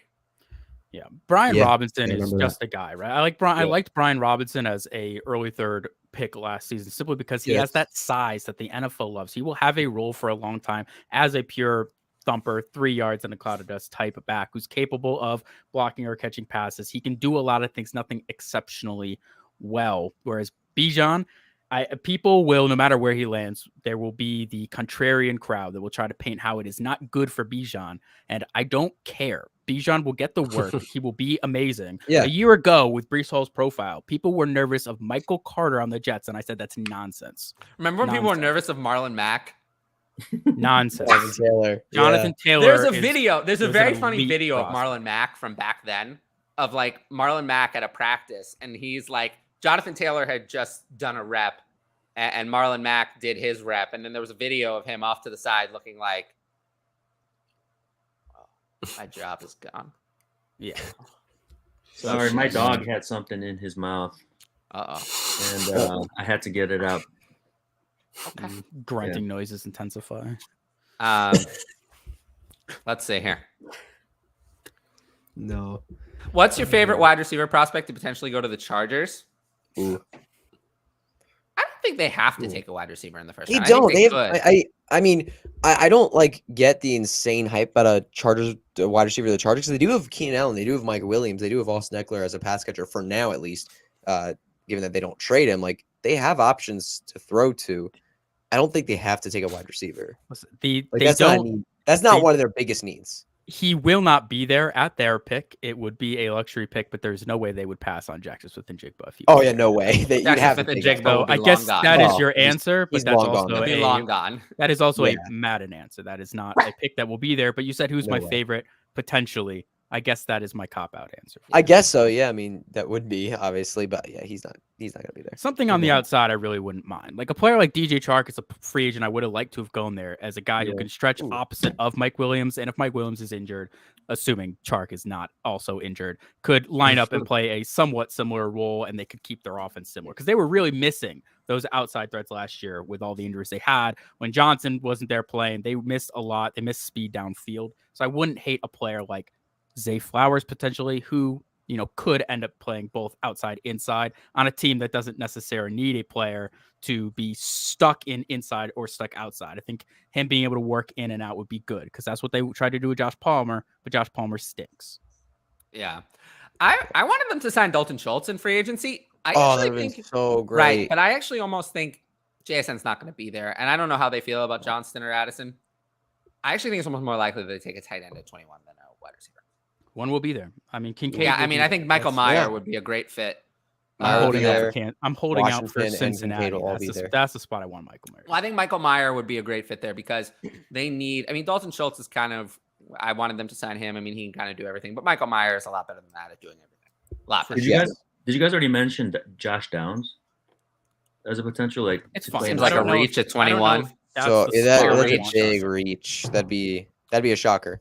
Oh, Josh I didn't mean like at 21. I thought this is. Oh, just you like mean at a Oh. prospect that would go to the Yeah, Chargers? what other picks do they have? Because remember DeAndre 54 Carter and had actually 85. a lot of success last year. 54 for Josh Jones. DeAndre Carter is a player who comes in on, forward receiver sets and returns punts. I don't want Josh Downs going to a spot where that's the best opportunity you can get. No, I'm just saying though, Yeah. like seeing his level of success in a role like that, bringing him in, I think could be He's a so electric. good I want fit. Josh Downs to go to a team where he's going to be out there in two wide receiver sets on day one. I will say, well, Yeah. that's not going to be Two, this did you one. say 2 wide receiver sets? I'm not saying going day one in the draft hire. I meant day one in his NFL career. Oh, okay. Starting. Yeah, I will say this. The Chargers are probably going to pick a wide receiver because at some point, Keenan Allen. because Keenan Allen and Mike Williams are both at the end of their contracts. Yeah, they're both and reaching they're going to there. have big cap hits and not much dead money next year. So it might be time to start looking to the future. I think they brought him back for this year for one last try, but that's what it feels like. They got their line together. That's been the project of the last 3 years, and they're closer along that project than they were 3 years ago. I would agree this is the time for a receiver. It feels like they need a receiver. I just don't know if they need one at 21. They might take one at 54, and there are a lot of good receivers who could be there. Yeah. Flipped Lawrence and Swift for Herbert in 24 second a long time ago. Happy to avoid Swift. I love the move. I'll take Herbert. That's a great move. Yeah. It's fine. It's fine. It's just a parallel. Yeah. It's solid. Who do you draft first? Flowers or Downs? Why? Ooh. I have Flowers higher. I think Flowers is going to go higher. Yeah, man, that's tough. Yeah, I would agree with you. Flowers is probably going to go higher than draft, and I have them back to back. I think the reason I decided to put Flowers higher is that the tea leaves are reading that Flowers will A, go first in the NFL draft over Downs, and B, has a more legitimate chance to develop on the outside. So I will go with Flowers over Downs. Yeah, I expect Flowers to be a first. I couldn't agree more. I have them 111. Flowers to be a first round pick. Yeah, agreed. And Downs, I think, has almost no shot of being a first round pick at all. Early second, though. He'll go there. Yeah, but it doesn't matter. I think we're like Elijah went, right? Yeah, it doesn't matter, though. Being in the first round is huge, huge value bump, especially for a wide receiver who gets paid so much, and that fifth-year option is like $20 million. Having that gives them a big dynasty value boost. Agreed. Plus, it forces teams to commit to them earlier. Get to know a little bit more. So that first round for a wide receiver is worth a lot. I agree. Oh, yeah. Oh, first super chat we've had in a long time. Thanks, Caleb. Appreciate that. Let's see. Thanks, Tyler, and you guys got this offer. 10-team Superflex, half PPR. I give Lamar, Swift, and 106. I get Hurts and 24 first. Other quarterbacks, Watson, Love, and Mack. Other picks are 101, 103, and 110 and 201. Whoa. All right. I'm taking Jalen Hurts, right? We're talking 10-team. These smaller lineups, I want to chase a player who has quarterback 1 overall upside, and that is Jalen Hurts for me. Is quarterback 3 in Dynasty. We're moving off Swift here. This is fine. And the only comment I'll make about projecting the 24 first, I don't project picks in more than 6 out. We're going to call this a mid to late first until we get, at least a couple months from the pick. Yeah, I would also want Hurts. He's personally my QB2 in Dynasty. Outside of Patrick Mahomes, there's no quarterback I'd rather have in Dynasty than Jalen Hurts. And, Lamar and Swift. What? No Josh Allen for you? I want Hurts, personally. What team do you support? Hurts, though. I would take Hurts. No. I mean, he's an Eagles guy, though. I'm an Eagles fan. I try not to let the bias in, but the rushing is there. He's significantly younger. It's hard not to. We've only seen Josh Allen be the quarterback 1 overall 3 times in a row, right? That's actually true. Yeah, but I like this. I like this for Hurts and the 24 first for sure. I mean, partly because look at all the picks he has too in this draft. Like, it also helps so that he doesn't have to have another guy on his roster for this year too. So that's something I'm thinking about. And who knows, that 24 first could turn into Caleb, right? It's tough to give up the 106 though. 106 worth a lot. Yeah, especially in this. 106 is going to be probably JSN or Gibbs. Or Anthony Richardson. Because this was a super one. The other suggestion I'll make, if once you make this move and you have Jalen Hurts and Deshaun Watson as your 2 quarterbacks in a 10 team and Mac Jones is your QB3, go see what you can get for Jordan Love. If we cash out on Jordan Love for a late first, early second, I'm absolutely making that move for your team. No shot. He doesn't need to be on. He doesn't need to be on your team as a QB4. Carries way too much risk. Yeah, I mean, and he's going to. What are we doing at 103 then? Because with the 103, you've got a pick where you could take a quarterback, but you're set at quarterback. It looks like. Oh, it's fine. Just take another quarterback. Just take another one. Just take another quarterback. All right. Yeah. That's how. I like it. Unless you receive an offer, to move back a couple spots or like 2 spots for something significant. I mean, if you get a significant piece of value to move back to 104 and drop a tier and take JSN, that's fine. But I always say we're if you taking get good value, you should do it. Of course. Mm-hmm. Yeah. All right. Let's see here. Who do you draft first? Flowers or no? We were just talking about this one. Yeah. What would you want on top of Eckler to move ETN? Oh, I don't think I'm moving from ETN to Eckler really at all. No. A lot. Now's not the time. Eckler's not a player I'm looking to acquire. I mean, neither. Eckler's No, a not at player. all. If you are on a team that's No. just running back a title run and you have Austin Eckler, you are hoping you get one more year where he's punching in, 15 touchdowns. But you aren't moving a player like Travis Etienne or someone in a similar tier break. At worst a parallel, best a parallel for Austin Eckler. It's not a move I'm making at this point in time. I mean, his Yeah, no, I value would could agree. drop crazy in as soon as a couple months from now. Once If he's traded to a team we don't like, or one injury. Even a team I we mean, do you're- like. If we you're trade to a team 28 we do like, it he's doesn't 28 matter. years The old. Chargers are the best team for Eckler, and there's no other. If you have Eckler, you're praying that he stays on the Chargers. Yes, You want him 100%. to There's stay, no be team the that's better focal than point in the Chargers. red zone. You get one more year. He's 28 years old, right? Yep. One injury. We're keeping Travis Etienne. Well, I mean, you Mhm. can't really just do the injury thing because you could say the same thing about Etienne. I would no, not. you can't, because if Etienne gets hurt, he'll still have value. He Whereas still if has Eckler value. at 28, Oh, gets that's hurt, what you it's mean. over. Like If one Eckler gets injury, hurt, he's and- done. Yeah, that's why I Oh, avoid. That's I the was big like, reason I don't want everyone the can old get injured. players is one injury and it's over. Travis Etienne has already Value-wise, showed it's it over. to us. Travis Etienne missed an entire season, and he insulated almost full value. Right? I'm not saying he will hold Yeah, full he's value fine, the next time he gets hurt, but he won't lose. He will still be a very valuable player. Austin You just Eckler. gotta will be tell them to start throwing, to Especially him a with little that more. offense this year, because Trevor Lawrence might take another step. We have Calvin Ridley in this offense. Like, this Jacksonville offense is going to look good, and people are going to see that. Also- Even if Travis Etienne gets hurt, like, people are going to connect to Travis Etienne in this offense and be like excited. If Travis Etienne hurts his ACL, he's still worth a first-round pick to a lot of managers. Yep, If Austin Eckler tears absolutely. his ACL, you'd It's be over, lucky yeah. to get a second. Wow, Yep. we're running back to my 2 years ago. This is that like kind of thinking is what launched my podcasting career.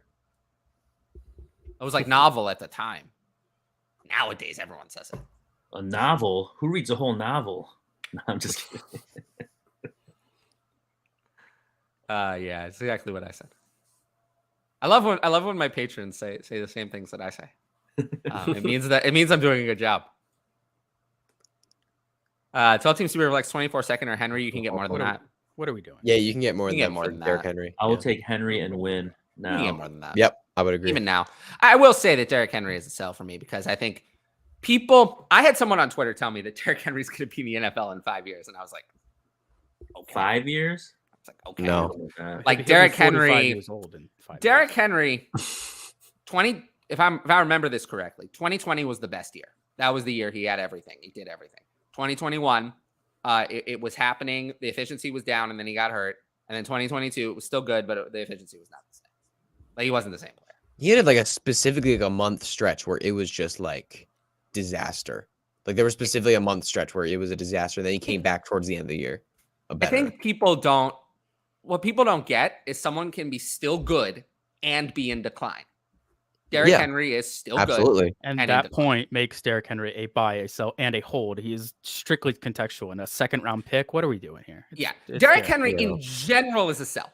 In general, because the general view of him is that he's still elite and he's not. To me, he's not elite anymore. He's going to be a hard avoid for me in redraft. I can tell you that. I'm not going to. Oh, yeah. I mean, Because he's probably going to be like a top 5 pick. Like in I most see redraft like leagues. blaring warning signs with Derrick Henry, like big warning signs of wheels are coming off. Wheels are coming off the Tennessee as a whole as well. Well, that's It's a big running red that's flag. only part of Yeah. the equation. I'm talking about Derrick Henry himself. Like I'm seeing, it's Dalvin Cook too. It's like they were still good. The volume was still there, but they Both were not Minnesota as and good. Tennessee are teams where you could see just as easily as them trying to patch together another, capable season. They could rip things down, and you don't want a running back in that situation. Yeah, I mean, he went down to a human 21.8 carries per game. Now that's still pretty good, Yes. but Insane. he wasn't 4.4 carry on those carries. He did have more receptions, which was nice, but I will say He finally got involved in the receiving game. I mean, the very Titans odd. desperately needed all him. of a sudden he finally got involved. Yeah, 33 the Titans receptions over desperately 16 needed him games so is bad. involved. But I will say the efficiency is down. He didn't look as quite the same. So I would warn people on relying. Do not pick Derrick Henry in the first round of your redraft. You're going to be very sorry. Oh, no, yeah. I wouldn't do that. Very, either. very sorry. He's going to go there. And I'm going to beg 100%. people not to do Probably it. like a top 6, top 8 I'm pick. going to beg people not to do it. But yeah, he's a sell for me, but not for this price. You can get more on the open market.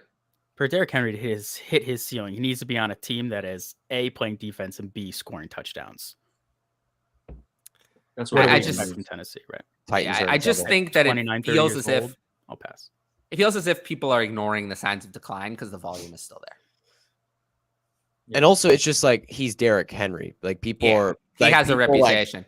Like he's such a reputation. But for you being, can do like, better the than unicorn, this. and people I don't would wanna suggest, move on if you from want a it. suggestion from me of how to move on from Derrick Henry, try to get someone like Hollywood Brown. Yeah, Someone who's rookie going to have picks, you're value not- over time. Rookie picks, you're not always going to get the best. 24 value. second is like not appealing. Hollywood In, Brown, though. in general, right? The much more reason appealing. we're screaming by Hollywood and Chris Godwin, these wide receivers age 26 to 28. People view them as old news. That is the prime years. I love acquiring these Hollywood wide Brown's only receivers 25. turning 26. I love wide June. receivers. June 7th, I think. We Yeah, looked that he'll up. be June 7th, 26. He'll 97. be 26 next season. Yeah. These are the players I love to target. Wide I think it's receivers. June 7th. Maybe it's January 7th. I don't know. I forget all these things. I used to have all this stuff He'll be memorized. 26. I'm getting old. That's how you know I'm getting old. But if you're talking strictly picks value, I'm still not moving Henry unless I'm getting a first. I don't think anyone would for a 24 cents. I don't know about that. That would put it to the test. That would put Kyle Shanahan to the test. If he could make I will say this. I'll just say this. How about this? This is a fair statement. If Kyle Shanahan can make Sam Darnold good, he's the best coach ever. Build the statue. He's the best coach ever in that. That's fine. I'll give him So much props. hatred for Sam. So much. He's the best coach he made ever. Nick Mullins look like really Okay, good. well, I think Sam Darnold could honestly look pretty okay. Dude, come on, man. Sam Darnold still has the arm talent, man. I will say I'm never very seen it. pleased as a as a fan of the NFL who's not a fan of San Francisco that they spent 3 firsts to get Trey Lance. I'm very happy they did that because if they had stayed at pick 9 and taken Mac Jones, they'd be in a different situation. A quarterback who can actually get through 4 reads and you didn't spend 3 firsts to get him. Let's go. I'm not sure Mac Jones can get through 4 reads. Better than Jimmy Garoppolo. But in that offense, you don't have to get through 4. You only have to make 1 most of the time. That's why I think it's a plus. I'm in a 10-team dynasty. I have awful running backs at the moment. Good. That means you probably drafted well. I've been offered, in addition to the 1, 2, the 1, 7. What? I'm confused. What are we being offered? Is it the 107 and Dobbins for next year's first? I would take the 107 and Dobbins. Wait, here. He finished Offered finished it in this one. All right. So I'm assuming it's 102, 107 Dobbins for next Year's first, next Deontay year's and first. Yeah. Yeah. Oh, it's a 102 then. So Yeah, that's 102. not Yeah, very that's close. Also, Yeah. So Stop don't- projecting these picks. Stop projecting. Not don't very do close. that. Top 5. No, So I much can wouldn't say- change. One I wouldn't injury. say Do you know how I many would times say- I sat there and I've had like 3 or 4 firsts and I'm making an off-season move and I'm trying to pick which one is going to be the worst pick and it ends up being the best of the bunch. So much can Yep. change between this point now and a year from now. We're not projecting No, picks. man, more I than won a 6 months out. championship and I was in a dynasty league this year where my team was looking to really contend and I traded away my first. And this year I placed last in the league and now Yeah. someone else has my You 101. can start projecting the 24 first once we hit I'm Thanksgiving. so mad about it. I Once would we hit say Thanksgiving, you can project one of the the 24 biggest first. edges people give up. So this is not only me not agreeing with you, it's me completely disagreeing. One of the biggest edges people give up is actually doing this. It's one of the biggest edges. They just throw up their hands and all the firsts are the same. No, you actually, this is I don't say they're all the huge same. edge. This is a huge Yeah, they're not the edge. same. That statement Use- and what I was saying are not mutually exclusive. Oh no, but this is a huge. I actually totally disagree. This is something I spend a lot of time on. Like when I'm looking at teams, I actually look at firsts I want to target of teams that I think are a disaster, and I tell my patrons to do this too. And I hear all the time things like what Josh just said. I won the championship and I have the 101. This is a lot of. It is a lot of work, and you have to be careful. But this is one of the the biggest edges in Dynasty. I think people give up. It's very important. It's Right. something But I there are recommend people situations do. where it's clear, right? You have a team that ran on championship with Derrick Henry and Mike Evans, and you're looking, you said this 25 first could end up being juicy, right? But there's a Yeah, big difference absolutely. between that Yeah. and or you could have a team that's a pure dumpster fire where the manager just is incompetent and you say, Exactly. let me go target his There's a first. lot of That's a work to great do, though. move. But generally speaking, a lot of managers just always try to project these picks, and I don't think it's as clear cut as these dumpster fires or these teams that are running, this team's running off veteran players. A lot of work. I don't if think you- it's that clear. It's a big edge if you know what you're doing. But If you know what you're doing. But in patrons are working general, with me, when people ask these so questions, they know what they're doing. it's just thrown in. They just attach a value, and it's not always Yeah. as clear cut. It's rarely as clear cut. I agree with you if you It's put a in the work, huge- and it is is clear a cut. huge edge. You It can is find the the biggest. edge. It is. But in It general- is not just a huge edge. It is the biggest edge. The biggest edge in Dynasty. This is it. This is the thing that I can give you. You're right. I can't do it on my show. I can't do it because I don't have the context. I can't look at this trade and look at the league and give you an edge on my show. This is why my Patreon is an edge. This is why I want people to sign up for it. This is why it's such a huge advantage, because I can't answer this on a show. I can't answer this on Twitter. I can't help you. I have no idea what this first is projected. You're right. I don't know. But on my Patreon, I can actually help you. And this is a huge edge. This is why I have my patrons thanking me at the end of the year, every year, for winning. Because I can do stuff like this. I can exploit this edge, which is very difficult to exploit unless you're working with someone in DMs. So it is the biggest edge and it's one of the reasons why I feel like my Patreon has been so successful. I actually wrote about this in my DLF article about Lance, that one of the trades was Lance for Mac Jones straight up. And I was like, I dislike Lance, but I'll take his fantasy upside. It's in the article. You see it in 3 days. Oh, Peter Howard. He's going to be on the draft stream. I think I have him somewhere on there. But anyway, I know I scheduled him. Well, whatever. I'll figure out when he's on there later. But yeah, Bateman finishing as the top 24 wide receiver. Sure. Well, It's in the range of outcomes. Let me know come August what the wide receiver room and Lamar look like. Sure. Yeah, I don't know. But I wouldn't bet on that. Hot take for a reason. I mean, as I always say, I could become an underwear model. That is possible. You didn't wear any. No, I'm just kidding. I mean, then I'd be a much more popular underwear model if I didn't wear any. But, it's possible. Anything is possible. Kevin Garnett. Mm-hmm. I love Kevin Garnett. He's so good in Uncut Gems. Oh, yeah. Wait, Kevin Garnett? Oh, yeah. Yeah, Kevin Garnett. Adam Sandler was so good. I know he was. Yeah, absolutely. One of my favorite movies that I've actually saw in a theater recently. Not recently, but I don't go to theater that often. Martian playing RE2.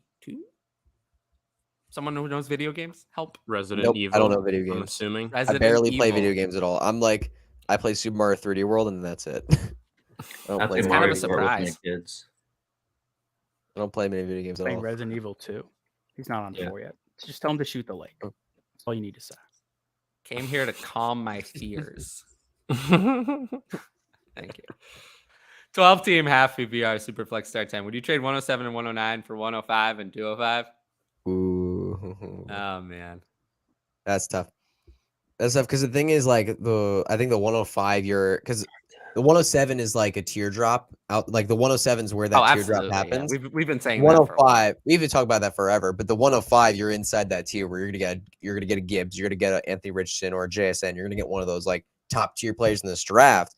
So basically, what you're trying to ask here is the difference between the 107 and the 105 greater than the difference between the 109 and the 205. That's basically what you're asking here, and it's really tough to do because that teardrop is so significant. But it is really 109 and 205. 12-team league, that's a lot of picks.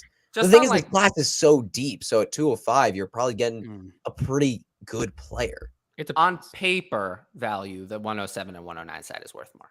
On paper. Yeah. Let's wait till draft. Yeah. If it was a 104, I mean, I'd definitely go there. Just then it would be that side. If 105 ends up being a quarterback for you, right, and you need a quarterback, this is where it lies. We're gonna need to wait till draft. Yeah. Also, I need wait. to see where players go in the draft. I mean, if we have a guy like Israel Banaconda go, day 2, 205 is a lot more appealing to me. I will say I had some fun doing the startup draft we did last week with the rookies included pre-draft. That was more fun than I thought it would be. Yeah. I think for me, what I realized with that is I like that.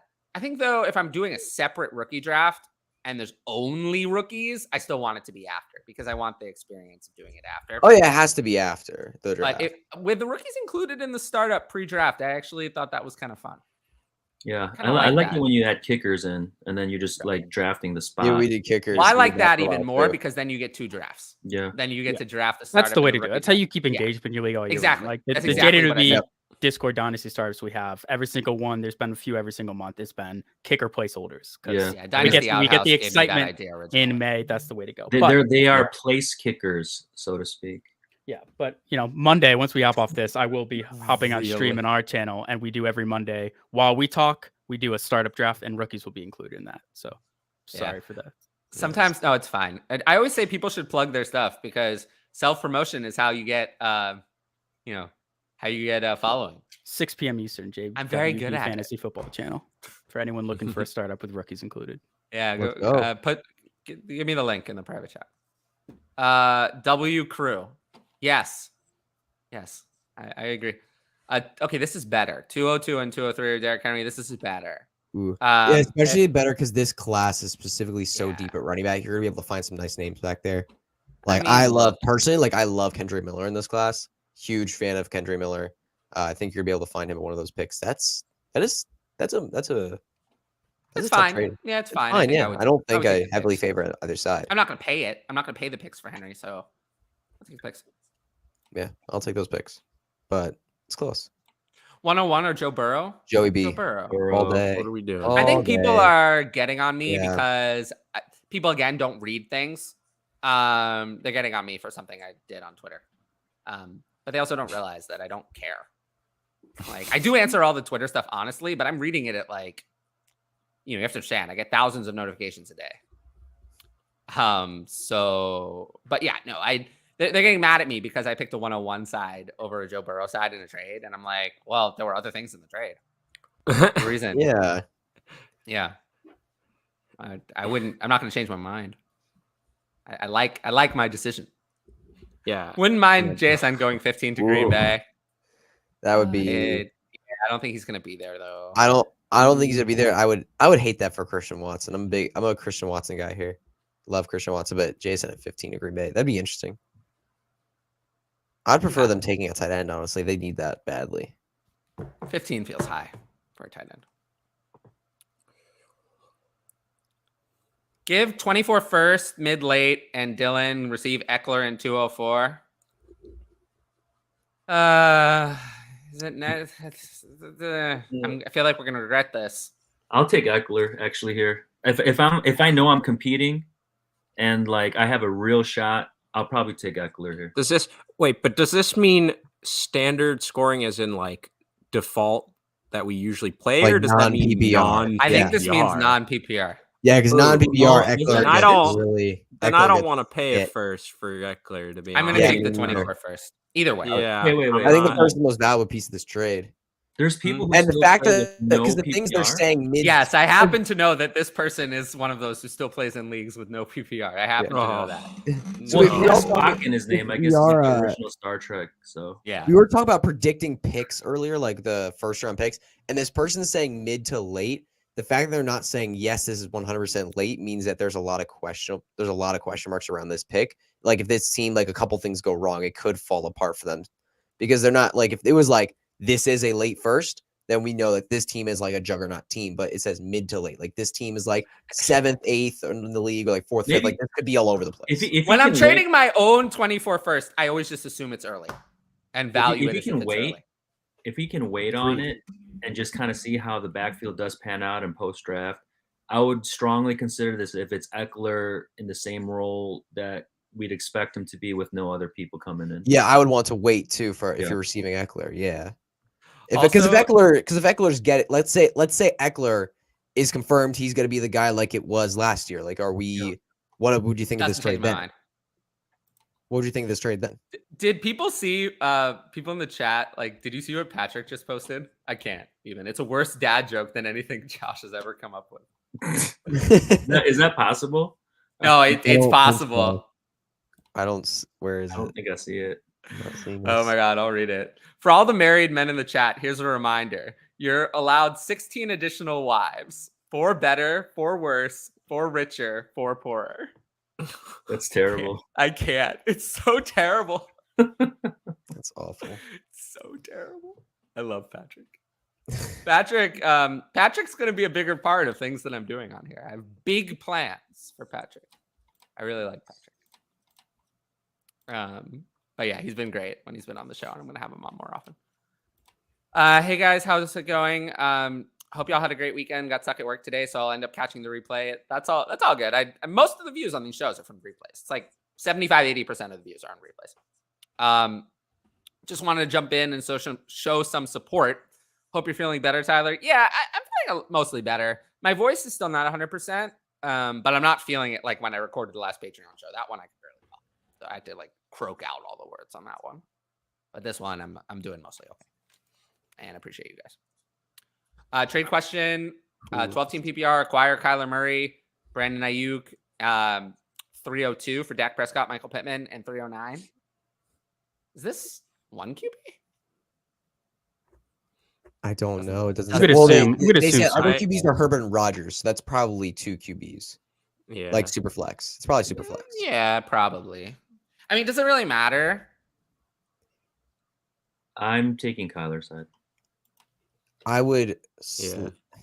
Yeah. Man, that's close. I'll That's take close. Dak. That's tough for me. I This is a personal preference question, right? Because with Brandon It is Ayuk, really this is a close. player where if I have Brandon Ayuk on my team, I am holding him for the hope of what's after 2023. When we don't know what's going on with the quarterback and he's opting Yes. for in this team, I don't love Brandon Ayuk short term, but I still believe this is one of the best 32 wide receivers in the NFL. It's a talent you're banking on long term. Where Michael Pittman might not be as talented, in my opinion, as Brandon Ayuk, he will be forced fed wide receiver 3 volume in the short term, right? So it comes down, do you prefer Dak or Kyler? I think they're a similar tiered asset. The thirds don't matter to me. This is a parallel. It just comes down to personal preference. I think it's funny because I I don't would really pretty much like agree, yeah. Pittman or Ayuk that much. And I actually like Dak, and I think he's a great fantasy quarterback, or he's a good one. But I think Murray's upside when he comes back, as much crap as people are giving him, he can run it, and he's a pretty good thrower too. So I'll take Kyler's side. Yeah, he's one of those few guys that could legit finish quarterback one overall. Not this year because of the ACL, Yeah. but like in future years because of his running ability, he can finish quarterback one overall. But Like, it that would is for in his For outcomes. Kyler, it weighs more on the rushing touchdowns because Yes, it does. him Absolutely. getting close to double digits is where he has that ceiling. His rushing Yes. output's going to be 600-800 yards. It's not quite like the other top ceiling rushing quarterbacks. So Yeah, I would. if it's a 1 QB though, which it could be because it didn't say super flex. Then take your Um, preference of Ayuk. Then and I'll Pittman. just take.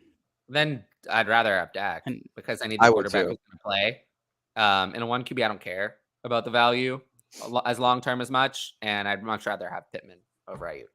I'd rather so have Pittman as well. So I'll take that. Yeah, I would. I'm gonna take the Dak side just barely. Yeah, in super In flex. super flex, it's just barely for me. And the other side, other way in 1 QB, it's more clear. Yeah. The difference between Ayuk and Pittman is more than the difference between third round. Yeah, if it's 1 QB and you have Herbert and Rodgers, you don't really need either of those other QBs. Yeah, then that's also true. Then it doesn't matter. All right, guys. I'm sorry for this question, but I do have to hop out. I did get a text a bit ago from my parents telling me I have to pick up my brother from soccer practice, so Do it. I have What to a hop good out. brother. I'm sorry. I'm sorry, you guys, but Good I brother. will See you hop tomorrow. out. Yeah, I should be there tomorrow. Yeah, Alright. Later, Hutch. tomorrow night. Yes. Later, guys. And yeah, in case you're wondering, tomorrow we're going to talk about rookie quarterback and running back at 7:30 p.m. Eastern right here. So we have some fun guests, and we might have a lot of co-hosts. It'll be a fun time. I'm okay. Good update on this trade. It's even more I think. I have 102, Or, I and I'm mean- being offered Dobbins and 107 for next year's first Hollywood and Deontay. I agree with that. That's even more no. No I'm thanks. I'm keeping the Hollywood Deontay for next year's first side. That's even more no. Mhm. I'd rather have Deontay over Dobbins and then next year's first in Hollywood over 107. So definitely not. Yeah. Here's a link to the Patreon in case anyone's interested. I always suggest people sign up for that. And then here, last 2 questions. Should I trade 103, 224 first and Jimmy G for Justin Herbert? Ooh, Even I can't do that. Not in a 10 team. that's a lot. Not for me. It's too much. It's too much. You take away that 103. What do you think? Then I'll do it. Right? 224 Yeah. first. And Jimmy, And then this last knowing you have a shot at 103 with a quarterback too. the last one, moving out 101 and Cousins for Lawrence and 209. I'll leave 101 and Cousins. 101, I'd rather have Lawrence over 101 by a little bit, but Cousins is still worth a good amount. So I'll leave 101 and Cousins. But yeah, anyone got anything else they want to plug? I'll drop you the link in the private chat. Oh, do it. Okay. Appreciate you. I'll I mean, I did finally launch my own podcast. Only have one episode out so far. Gonna be looking to do at least one every week going forward. I'm sure Tyler, you'll be on. Josh, for sure, I got to get you on, and Skylar anytime if you want. But just look out for that. It's going to be one stat, one pod. Like I said, only one episode out right now on Spotify, Apple Podcasts, but look for some more coming out soon. That's awesome, man. Thank you. Appreciate it. It's And definitely here's the link to your mock draft. JWB mock draft. And then as for me, you can follow me on Twitter. Just subscribe, like the YouTube video, and sign up for the Patreon if you want to make me really happy. But until next time, I'll see you guys at 7:30 tomorrow for quarterbacks and running back rookies. And then, throughout the week with any other content, shorts and all that. Until next time. Peace. Peace.